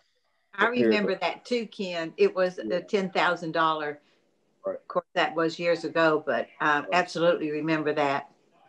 Yeah, and my recollection was it might have been $10,000, but it was to come back for a vote, not necessarily bidding, but that the council independently do that, so that no one's acting without authority of the council. So, and that may be more in line. I don't recall the specifics of it, but just thinking about these things and to protect everybody in the process, it just seems to me that it's cleaner, unless you just can't get, additional quotes or bids for whatever it is you're trying to do. Even though you work with vendors, I mean, all of us, or many of us, have different experiences working with vendors, and sometimes that relationship is such that the prices just go up over time. And if they don't feel like there's any competition for it, and they're typically not the only person, even though, they may have some familiarity with a particular system or something like that, they're typically not the only one who's expert in that area and who can come in and quickly acquire whatever knowledge they need about the system. So anyway, that's the reason I mentioned it. It may just be me, so that's why I didn't want to argue with, oppose either of those things, but that's just my reflections. Ryan, did you I will say this in regards to Sage. When Mr. Hauser was here, we had a very hard time trying to find a company that would do this type of work. In fact, there's not many, and these folks, they work out of Mooresville, which isn't too far away, but it's hard to find that type of work locally. I'm glad you said that, Ryan, because I remember that conversation when we had trouble with this building. I guess the installer that had worked with us as a town when we built and installed this system was no longer handling this system. We had to find someone that was going to step in and do this work for us. We did, by process of selection, go through Sage because they were the only ones that we could find that would be able to work on our existing systems. We then chose them as our service provider on the new community system. So for this remaining buildings in the town, it made sense to have the same company putting in the same product that was working on the new community centers to assist us further in our existing facilities. So remind me again what specifically the system is that they're dealing with.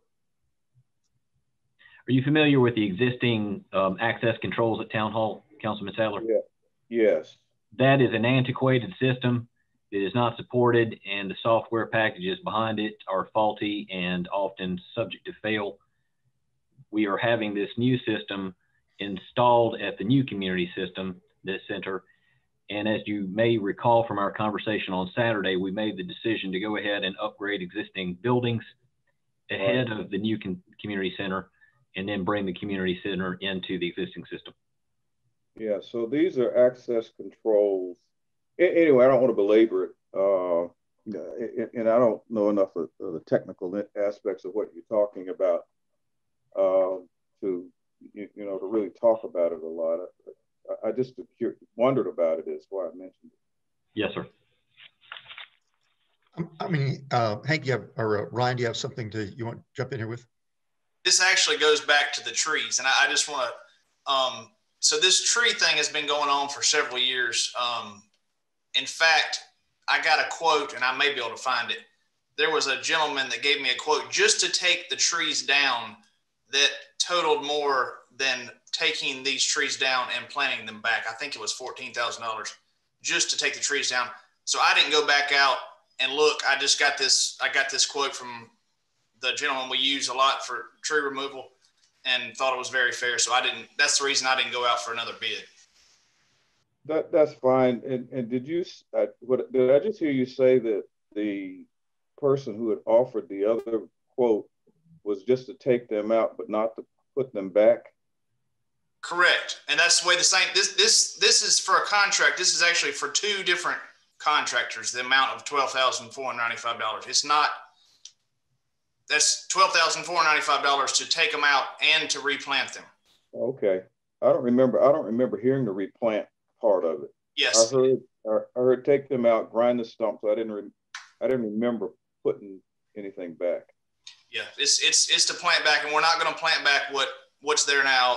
The horticulturist that we use, John Hanna, he has chosen, or is going to choose several tree species that will be suited for that space. Yeah, I remember that conversation about what would be appropriate to go there. I just didn't realize that this contractor was doing all of that. There are two different contractors at work. But the 12,000 covers all of it, is that? That's correct. Okay. Yes. What Mr. Moser was saying, that his first contractor to give us a quote on just the removal of the trees, just the removal of the trees, and his price was in excess of both contractors' work to remove the trees and to replace the trees. Sure, yeah, sure, I understood that. That's all right. Fine. Thanks. Very good. So I think maybe there is sentiment that maybe we come up with some guidelines. And Hank, there are plenty of opportunities for us to look at existing suppliers, and it makes absolute sense for us to work forward with them on projects. But at least let's maybe have some written rationales so that we're kind of all on the same page. Got it. Okay, thank you. Okay. We're down to Ms. Walker. Let me just make one contact. Did we vote on vote on the resolution or just the ordinance? I think that was my question. I don't remember where we are in voting. We might not have made it to the resolution. Yeah, I didn't think we had. I can read it out if you'd like. No, I think we're fine, Ryan. What we're at right now is waiting for a motion to approve the resolution awarding the contract for the tree removal. I'm sorry, for the security access. Oh, we did that, didn't we? I thought I seconded that. You've done the budget ordinances. Yeah, that's where I think we're at. Resolution 12. Right. Right. Yeah. That's what I have. But we have not had a motion or a second on resolution 2021-12. Right. That's for our security system. Right. That's correct. Right. For the contract. That's correct. Right. Well, I'll make that motion. Very good, Mr. Franklin. Thank you. Second. I think Dr. Sadler makes a second. Any further discussion? Mr. Smitherman. Aye. Ms. Welch. Approve. Franklin. Aye. Ms. Foster. Aye. Ms. Hunt. Aye. Dr. Sadler. Aye. Mayor's aye. That is unanimous. Ladies and gentlemen, just a quick explanation for those of you who are watching. Ms. Walker, I'll be right back with you. For those of you who are watching, this is not the first time that we hear these particular items that we're voting on this evening. We have a briefing session the first Thursday of every month where we have an opportunity to hear the issue for the first time, ask questions, and do our research. So when it comes before us tonight, we've already have been prepared for the substance of the motion or a substance of the issue. Ms. Walker? I just wanted to call to everybody's attention that Ryan had corrected the budget amendment. This on your sheet, you might want to correct that amount back to $20,787 to match your budget amendment. Yeah, I think Mr. Moser did that with his explanation. And one last thing before we move off of this, I just happened to notice up here, back up in F, item where it says access controls for Town Hall Annex, and the G. Galloway's Reynolds Community Center. So this action that we're taking right now has nothing to do with our new community center because that's in a separate contract. It may be the same contractor that's put it in, correct? That is correct. Okay, just wanted to clarify. Thank you. Very good. Council members, anything else before we move on? Ms. Walker, town meeting calendars. Okay, I sent that out to everyone at the meeting last week. I provided that information to you so that you could come up with your budget meeting calendar. You approved that. So I'm bringing to you the official changes to the regular town meeting calendar and the additional budget meeting calendar so that it can be posted to the website. Very good. Do we need to approve this again, Ms. Walker, since we already did? Well, I did not have the original regular meeting calendar for your approval. All that we brought to you was the budget meeting calendar. So you're really approving the change to the town's meeting calendar. Very good. Any questions, Ms. Walker? Entertain a motion. Mr. Smith makes a motion. Ms. Welch makes a second. Any discussion? Mr. Smitherman. Aye. Ms. Welch. Aye. Mr. Franklin. Aye. Ms. Foster. Aye. Ms. Hunt. Aye. Dr. Sadler. Aye. Mayor's aye. That is unanimous. Ms. Walker, do we also have to approve the budget meeting calendar that we looked at? Last time. I don't think, Bo, I don't think they have to do that, right? Because they've done the other one. Yes, that's Okay. correct. Very good. The budget meeting calendar is posted on our website, correct? Yeah. Ladies and gentlemen, so that you know the process here, we will we'll be starting here in March, I believe, to do the budget presentation for the following year. That'd be our calendar year 2021-22. And we've established a series of budget meetings where your council will be discussing the budget. Those are certainly, I'm suspect at this particular point, we'll be doing it on Zoom. So your participation on Zoom is certainly welcome. This is the budget, the annual budget that we set for the operations of the town for the next year. And you can check those dates on the town website. Hank, our capital project. On this is resolution 2021013, confirming the discontinuance of capital project Heritage Drive Regional Stormwater Pond number 1 for capital project. And we do this because we discussed this on Saturday.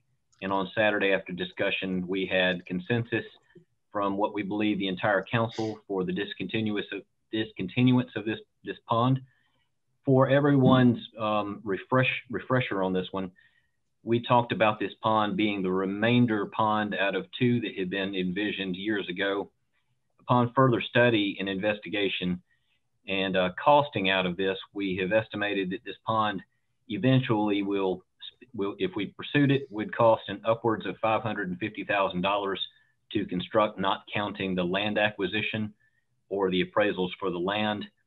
And as you may recall, and I say this for those that are listening in the audience this evening, council staff has come to the determination and discussed with you on Saturday that we are not recommending that the town pursue this stormwater pond anymore. We feel that the cost is much more than any benefit that we can expect to receive in the future, just given the relative small size of the area for the drainage to service the properties, and this as opposed to any benefit that the town would receive from having that pond. Anyone question? Hank, if you just take a second, explain the alternative for stormwater collection that we're going to be using. The alternative is that we have individual properties that, depending on their proposal for development and depending on how they may do a combination or division of properties in the future, may or may not be required to have their own stormwater structures on their site. This is dependent on the relative density of the site, whether it be low density, meaning that the lot is of a threshold where they do not have an amount of impervious surface that would rise past the percentage of the property's total mass that would trigger a stormwater BMP. If they do, then each of the properties that would have a stormwater feature would be responsible for the installation of the stormwater feature on that property and the continued maintenance for that property by the owner of the property. Very good, thank you. Any questions for Hank? Ms. Foster. Yes, thank you for that clarification or explanation for the public, Hank and Mayor. So for me, I was not prepared this evening to move forward on a resolution. We didn't hear this at briefing. I understand. Thank you again, Hank, for explaining to the public that this was brought up at the retreat, which was just Saturday. So for me, I was hoping to have some more information in writing to review that suggestion and what sounds to me like something that makes a lot of sense in the larger context of what is the stormwater plan for the town. So for me, I was wanting to have some more information and follow up to Saturday prior to a resolution. So that, and so in terms of putting it on the agenda for tonight, what is the pressing time? The pressing time is that we have a stormwater capital reserve. Mm-hmm. And it has money. We'd like to be able to get direction from council at a future meeting based on the recommendations of staff as to the best utilization of that capital reserve money. That capital reserve money can be used in its present form for capital projects related to stormwater. But if we discontinue a capital reserve, that monies can be transferred to another existing capital reserve or to a brand new capital reserve. We're going to have some recommendations to council at a meeting in the future that will be very soon on staff's recommendations on the best use of this money in the current capital reserve as we move forward as a municipality.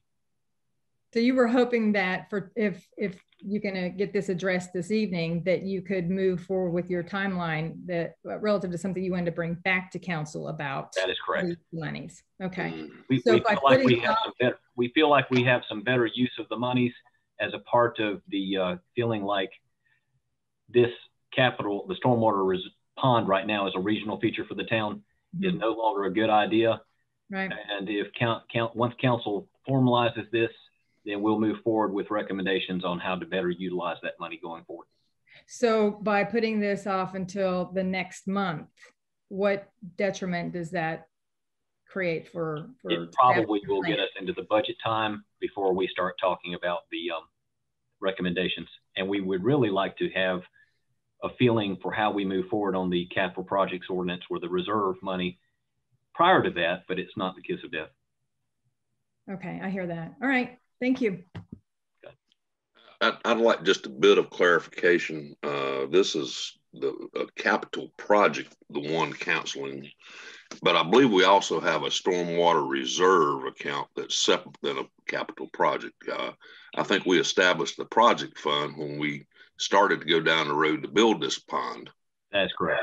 Yeah, and now we're not going to build the pond. We just want to kill this project. That's the matter before us tonight. Right, we're doing right now is what I was trying to do is formalize what I took as consensus from Saturday. Because it was consensus, I wanted to make sure that we had clear direction from council by this resolution being presented this evening. And that we could bring a close to this issue as it relates to the stormwater pond #1 and get direction for how to make recommendations on the money in the reserve. Which would come up during our budget discussions. But separately, we do have a stormwater capital reserve fund. Right, and that's what we would want to seek direction from at a future meeting. Yes, okay, all right. Any other questions? Ms. Foster? Just to be clear, so I'm looking at the actual resolution itself. Whereas, first whereas, fine, where it just outlines the Heritage Drive Regional Stormwater Pond. The second whereas the Louisville Town Council has determined that there is no longer a need to build this storm water retention pond for the downtown area. I hear that staff has done that, and then, but not necessarily council, unless I missed something. Whereas at their retreat planning meeting, there was agreement by consensus. I get that. I wasn't part of the consensus, but it seemed to be at least a consensus to move forward. But I heard it as planting a seed. So that's all. Right. And by passing this resolution, everyone is saying that they agree with the resolution. Got it. Thank you for the clarification. Any other questions for Hank? Council, what's your pleasure? Well, is there a feeling that there is not consensus on the elimination of this pond?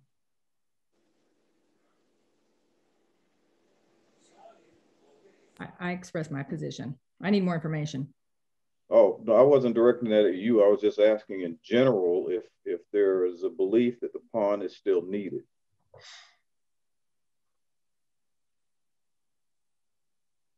Well, I think if I understand Council Member Foster, is just more information on why that was determined by staff. Is that correct, Jean Marie? Well, I mean, I can reiterate a little bit. We displayed the map, which I think has a very small amount of properties. Mr. Moser can go over the properties again. We pointed them out individually.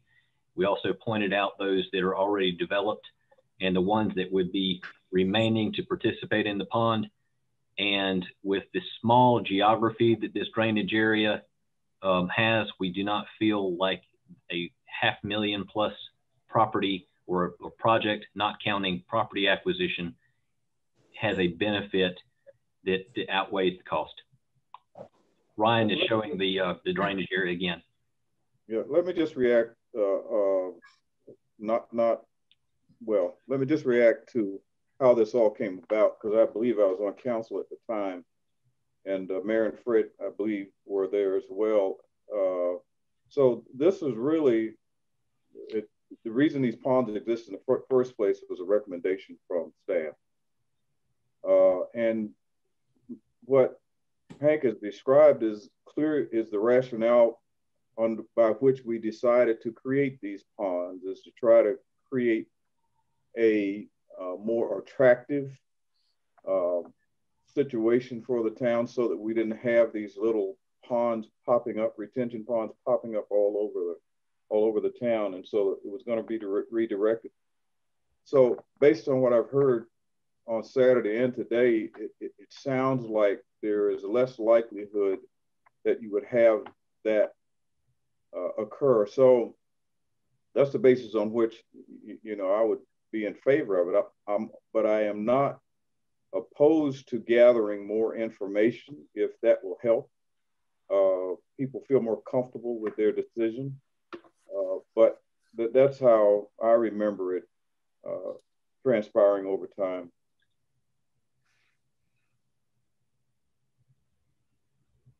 So, council members, what's your pleasure? Mr. Smitherman. I have no issue with go ahead and approving this tonight. Mr. Smitherman makes a motion for approval. Is there a second? I'll second. Mr. Franklin makes a second. Any further discussion? Mr. Smitherman. Aye. Ms. Welch. Aye. Mr. Franklin. Aye. Ms. Foster. Nay. Ms. Hunt. Aye. Dr. Sadler. Aye. Mayor's aye. That's 6-1 with Ms. Foster voting against the motion. I can't find that one word that I want to find. Declining to approve. That's 3. Thank you very much, folks. Hank, you have administrative reports for us. Yes, I have no administrative reports just to give you this evening. There are no events at Shallop Square and no town office closings to report as well. Very good. Our approvals at our briefing, please. Okay, approvals of the briefing consisted of Ordinance 2021006. This was amending Budget Ordinance 2020001 in an amount of $112,031 to fund change order number 2 from Fairwood Construction for the increase in the market price for lumber. Then we had approvals at the special call meeting on January 22nd, 2021. We had resolution 2021008 accepting change order number 2 for the new Mary Alice Warren Community Center. And then we had the approval of ordinance 2021005 amending the capital projects ordinance of the Community Center Capital Projects Fund. Both of those items on the 22nd were related to the ordinance 2021006 that was adopted and passed earlier on February 4th. I'm sorry, I got those backwards. They were related to the same issue. Very good. Very good. We're at the second opportunity this evening for anybody who's in attendance who would like to address the council. Hank, if you'll, or Stacy, if you'll pop up our how to contact us. And again, the easiest way is go to louisvillenc.net, click on February 11th events, and there's a link, direct link to our Zoom site. Or you can call in on the telephone number that's on your screen. We'll give it a moment here.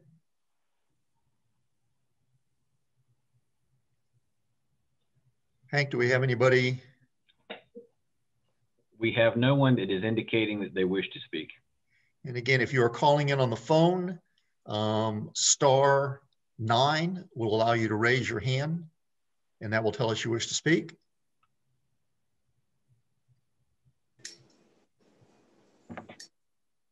Mayor Horn, may I make a comment while you're waiting? Yes, ma'am. Yes, I just wanted to say, if you would reiterate for the public, when comments are made and we don't reply back, it's not that we aren't listening, but would you express again how this works after we have comments? Yes, ma'am. I was going to wait until after the public forum, and if that's okay with you, I'll wait until that particular point, and kind of that way. But yes, Ms. Welch, your point is well taken, and we're on the same wavelength on that one. Yep. Certainly. Sorry, I got ahead. For those in attendees, just a reminder, if you wish to raise your hand, that is in, I guess, in Windows would be in the action bar for Zoom at the bottom of the screen. There would be a button to press indicating that you're raising your hand.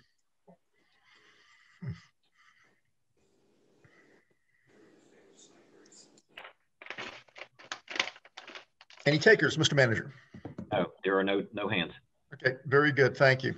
Folks, you can also submit written comments to town clerk at louisvillenc.net. That's an email address, townclerk@louisvillenc.net, and we'll be glad to accept those as well.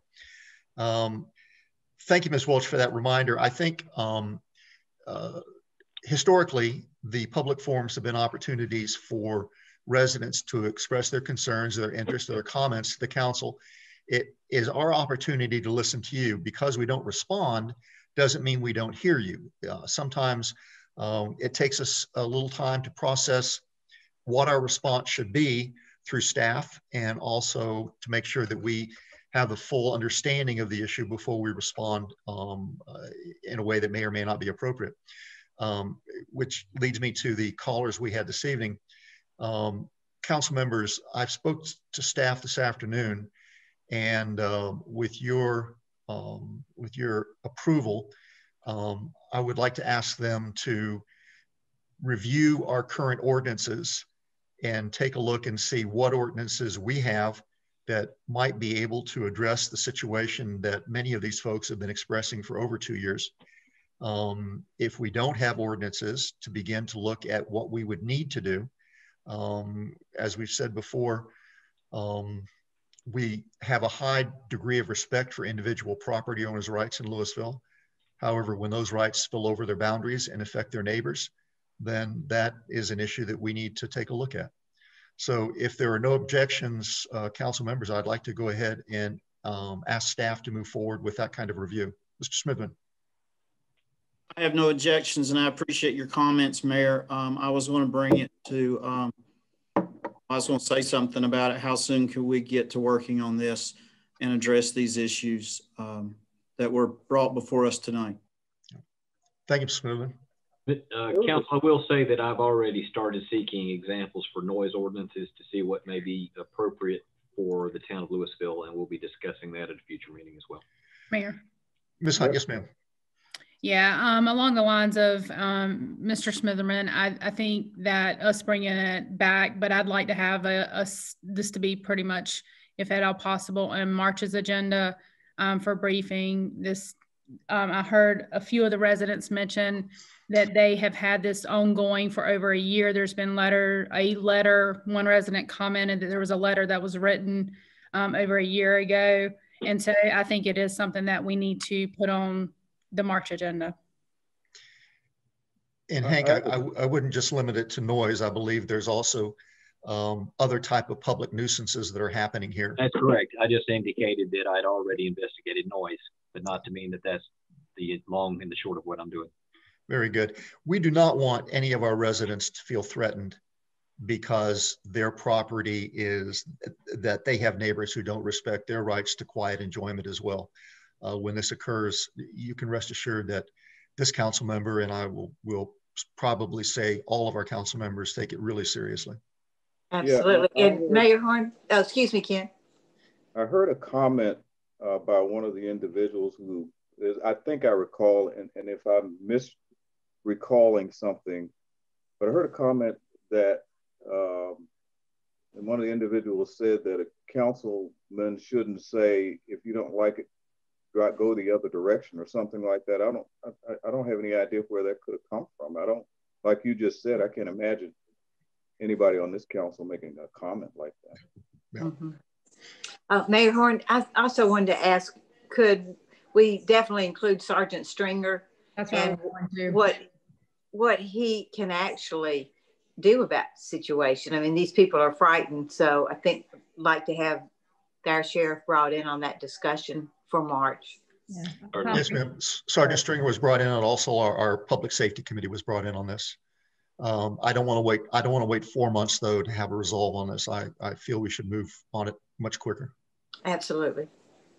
Mayor, Yes, sir. If I might, I heard one thing tonight from one of the callers. I'm not sure which one, but I heard the term that this was still a rental property.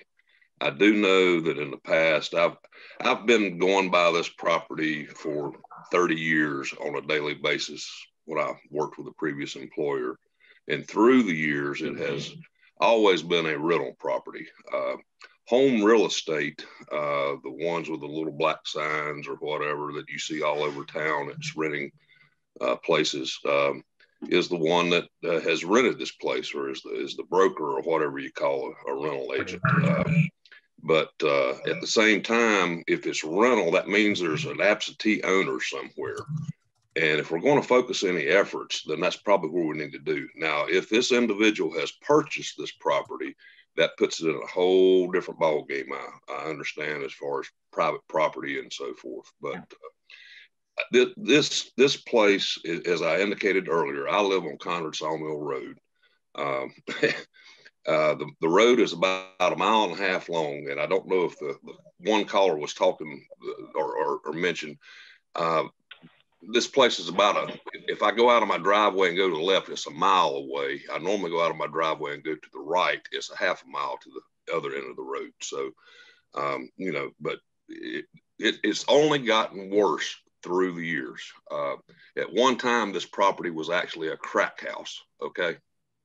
Back when it was being rented at one of the renters. There was a major bust there and that type of stuff. So, we definitely need to deal with this. I know the callers that called in tonight. I have not spoken with them recently or anything, but this is a habitual problem that somehow we've got to get a hold of.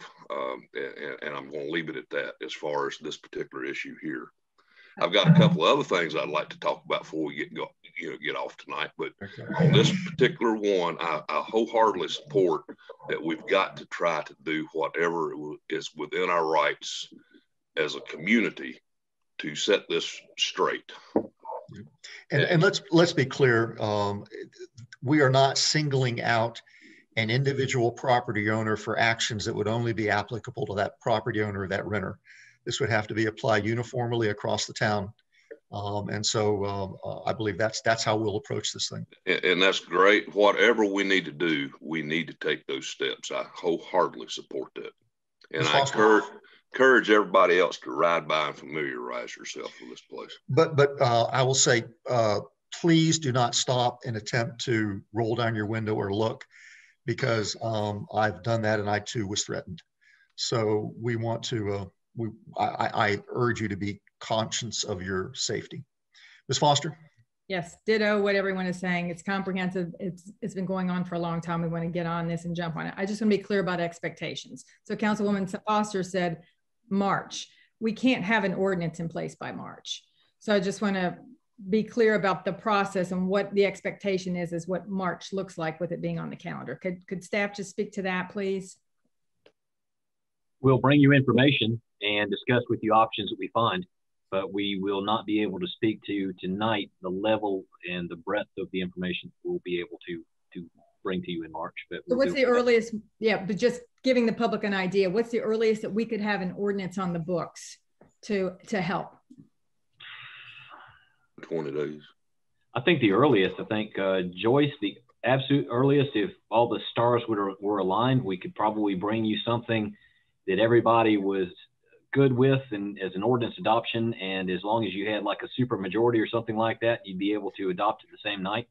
I don't know that would happen because there's a lot of discussion to be done. We're not talking about something that requires a public hearing. That's what my question was. Right. This is not a zoning.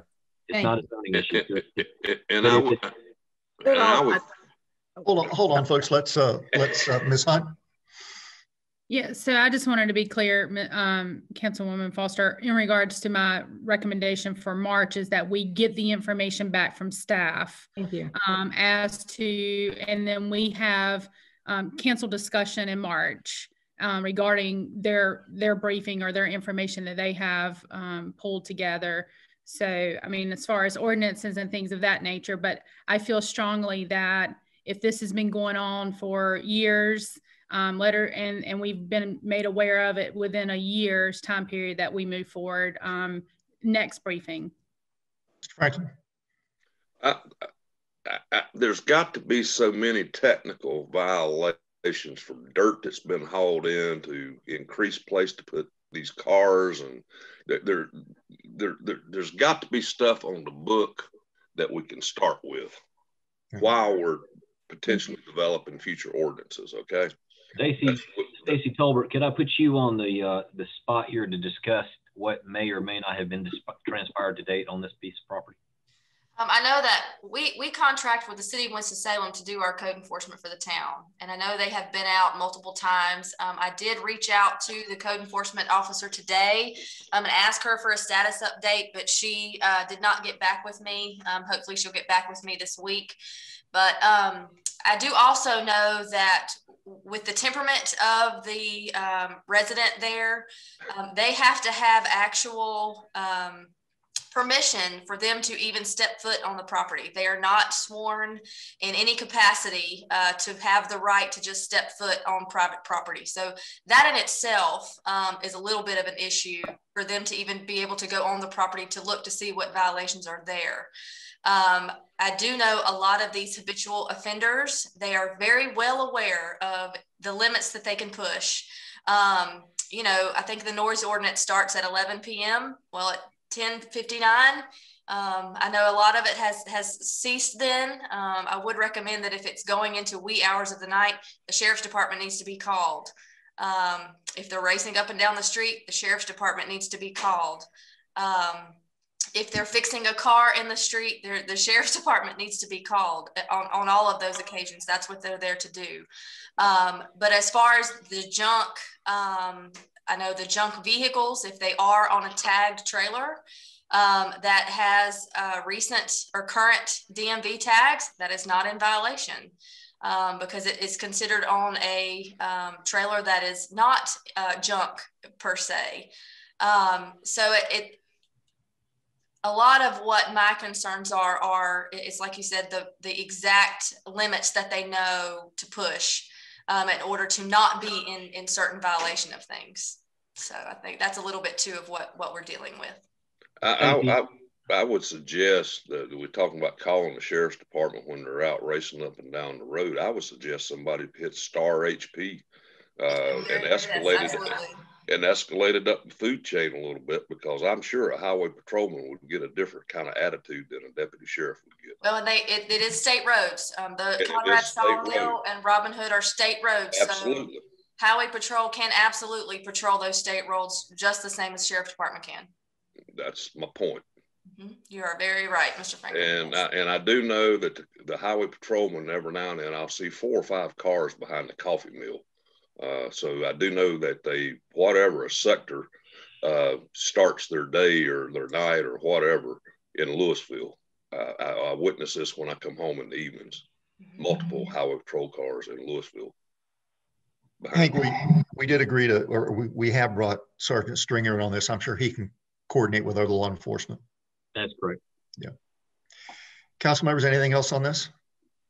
No, just the safety issue too with the dogs, and I can't believe that more hasn't been done about that. So I imagine the more people that call for that situation, they may have better response. But I know our sheriff's department has helped before on dog issues. Yeah. If there's a violation, the sheriff's department is now working closely with animal control. And so they're coordinating their efforts now, whereas a year ago they weren't. Okay. Okay, folks, anything else on this? Thank you for your discussion. Mr. Franklin, you had another item? Yeah, a couple of quick ones. I guess this may be for Pam and Hank. I just curiosity, are we incurring any Zoom cost with all the multiple meetings and hours that are being consumed by Zoom? I mean, Pam hasn't presented us with a budget ordinance yet. I just it's a monthly cost that includes all the use. Okay, I just was curious. And the other thing I was also curious is, so it has someone from our staff visited the Lasley Road property this week? Yes. Okay. Hank, you and Ryan were out there. All right. That's all I needed to know, as long as somebody visited the property. Yeah. All right. Thank you. And I also did speak with the Piedmont Land Trust, and we had not a long discussion, but I think we compared our notes. And after the manager and the public works director went out, they determined that it probably was not a suitable site for a public works building.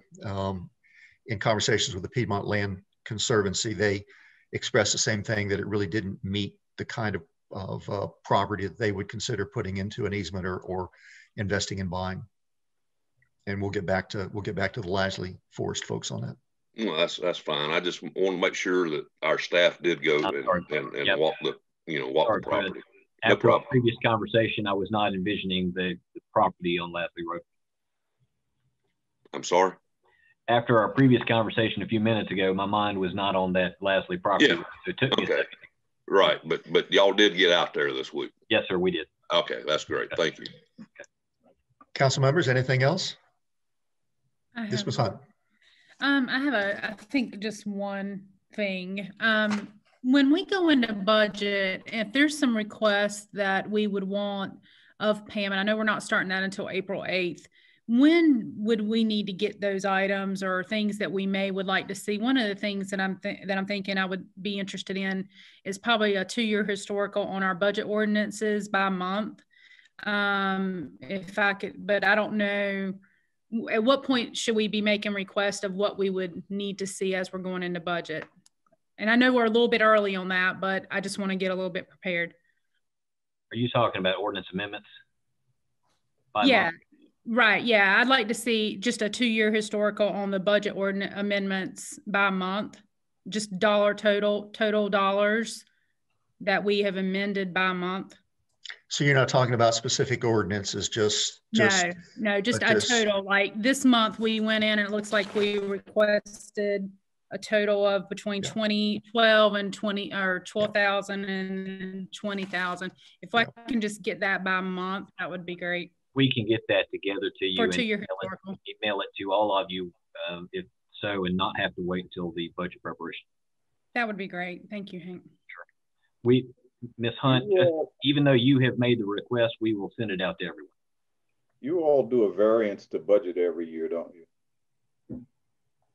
We do Pam, are you talking about Councilman Sadler, sort of a percentage change to the line item? Well, in relationship to what Council Person Hunt is asking you, if you have a budget, do you exceed the budget that's established? Or I mean, I think typically we come in under budget and you put some money into the general fund every year. That's correct. So the question is, what is the impact of these various amendments through the year? Correct. I don't know if that's what she's after or not, but that's what I'm wondering. If you see a variance from what you predicted you were going to spend versus what you actually did spend. Okay. Yeah, that's what I'm looking at. If we're asking $40,000 per meeting or $30,000 amendments per meeting, that's $360 a year over the course of the year. Where's that line up with what we're with what, ma'am? Well, just where we, like, what is that trend looking like? And so if we look at 2-year historical data, then we'll kind of know what we're trending as it relates to budget ordinances and what we can expect going into the budget. Okay.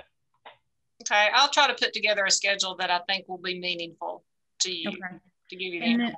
Thank you. And then I've got one more thing, Mayor, if you don't mind. Monthly activities report. I know that we just got that from Hank this evening. Is it possible for us to receive that information prior to briefing, each month, so that we can be a little bit more prepared by department as to what we would like to discuss?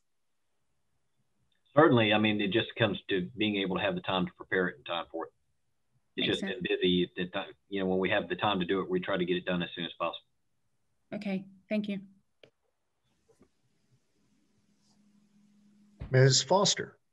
We're in council discussion for the good of the order, right? Yes, we are. Just checking. I want to loop back to what Councilwoman Hunt was talking about. I remember morphing into my colleague here.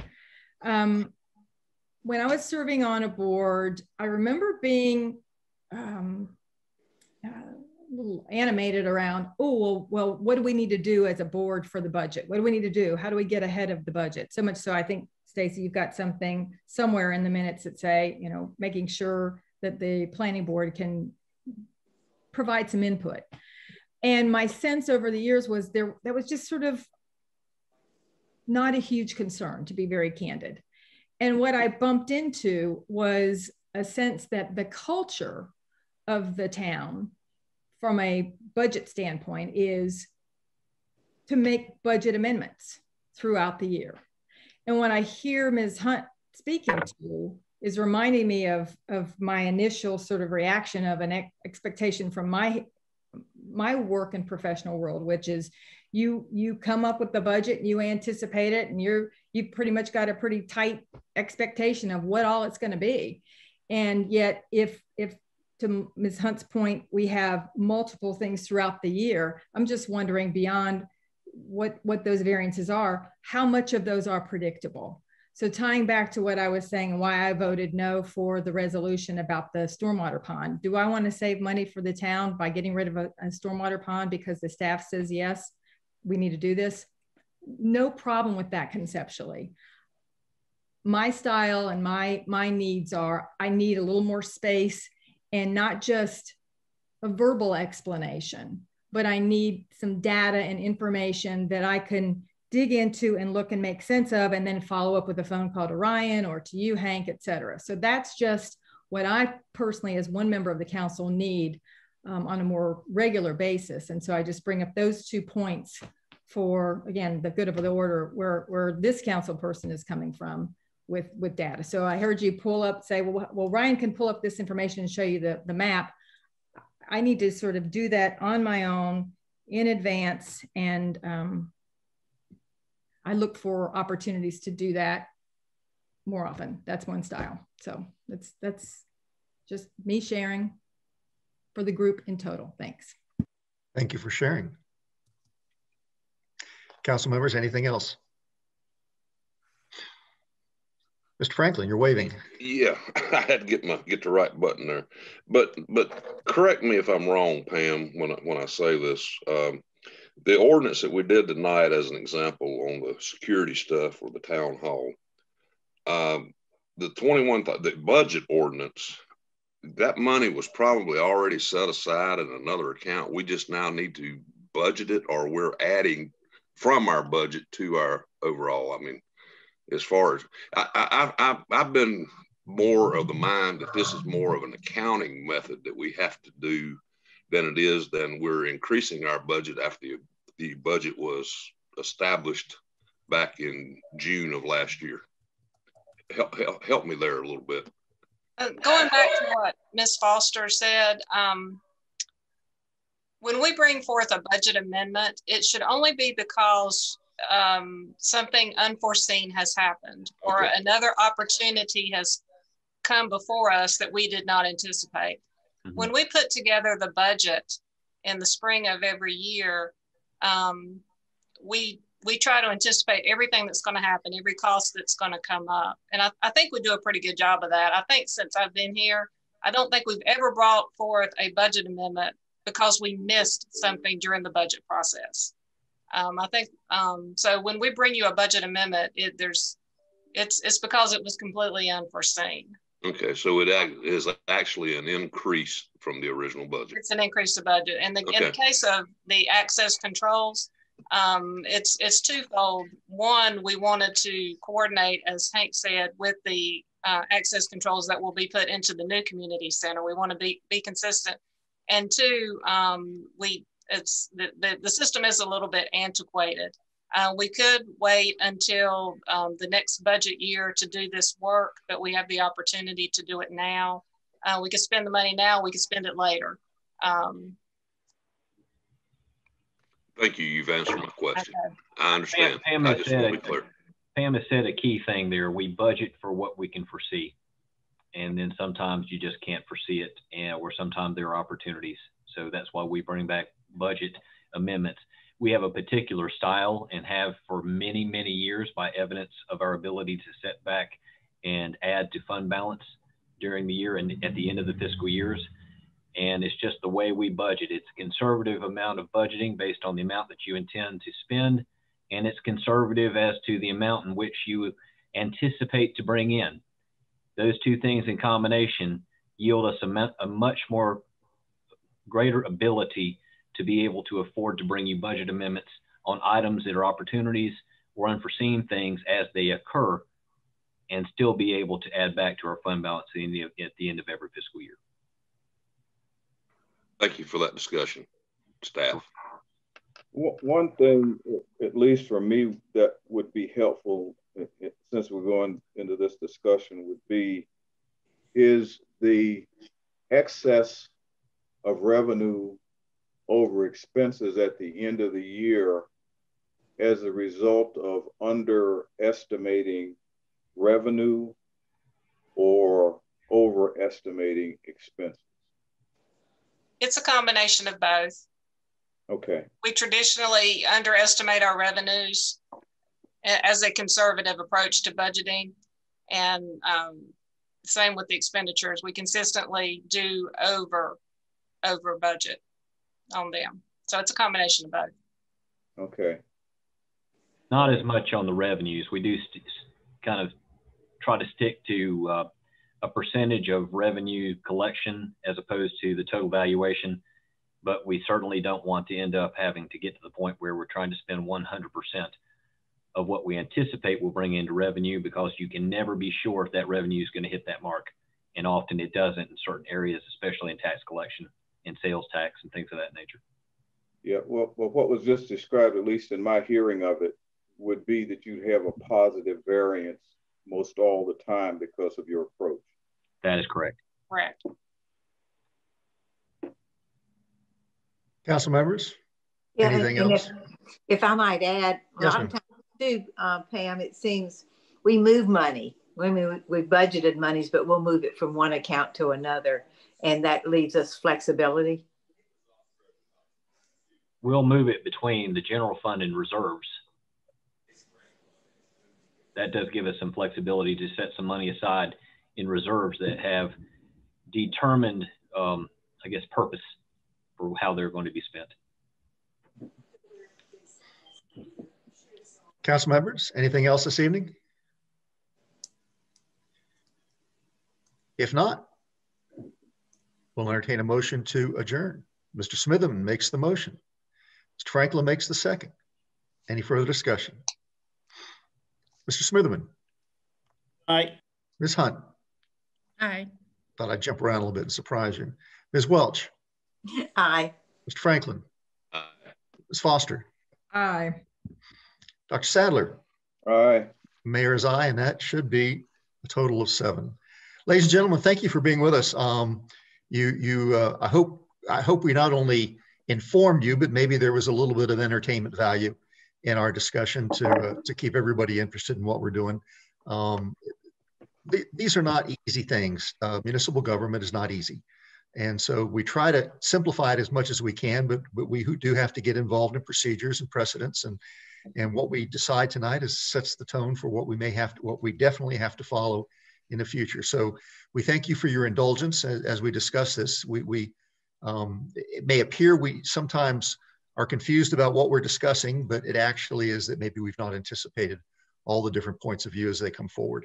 So with that, thanks everyone for your discussion, and we'll see you next month. We're adjourned.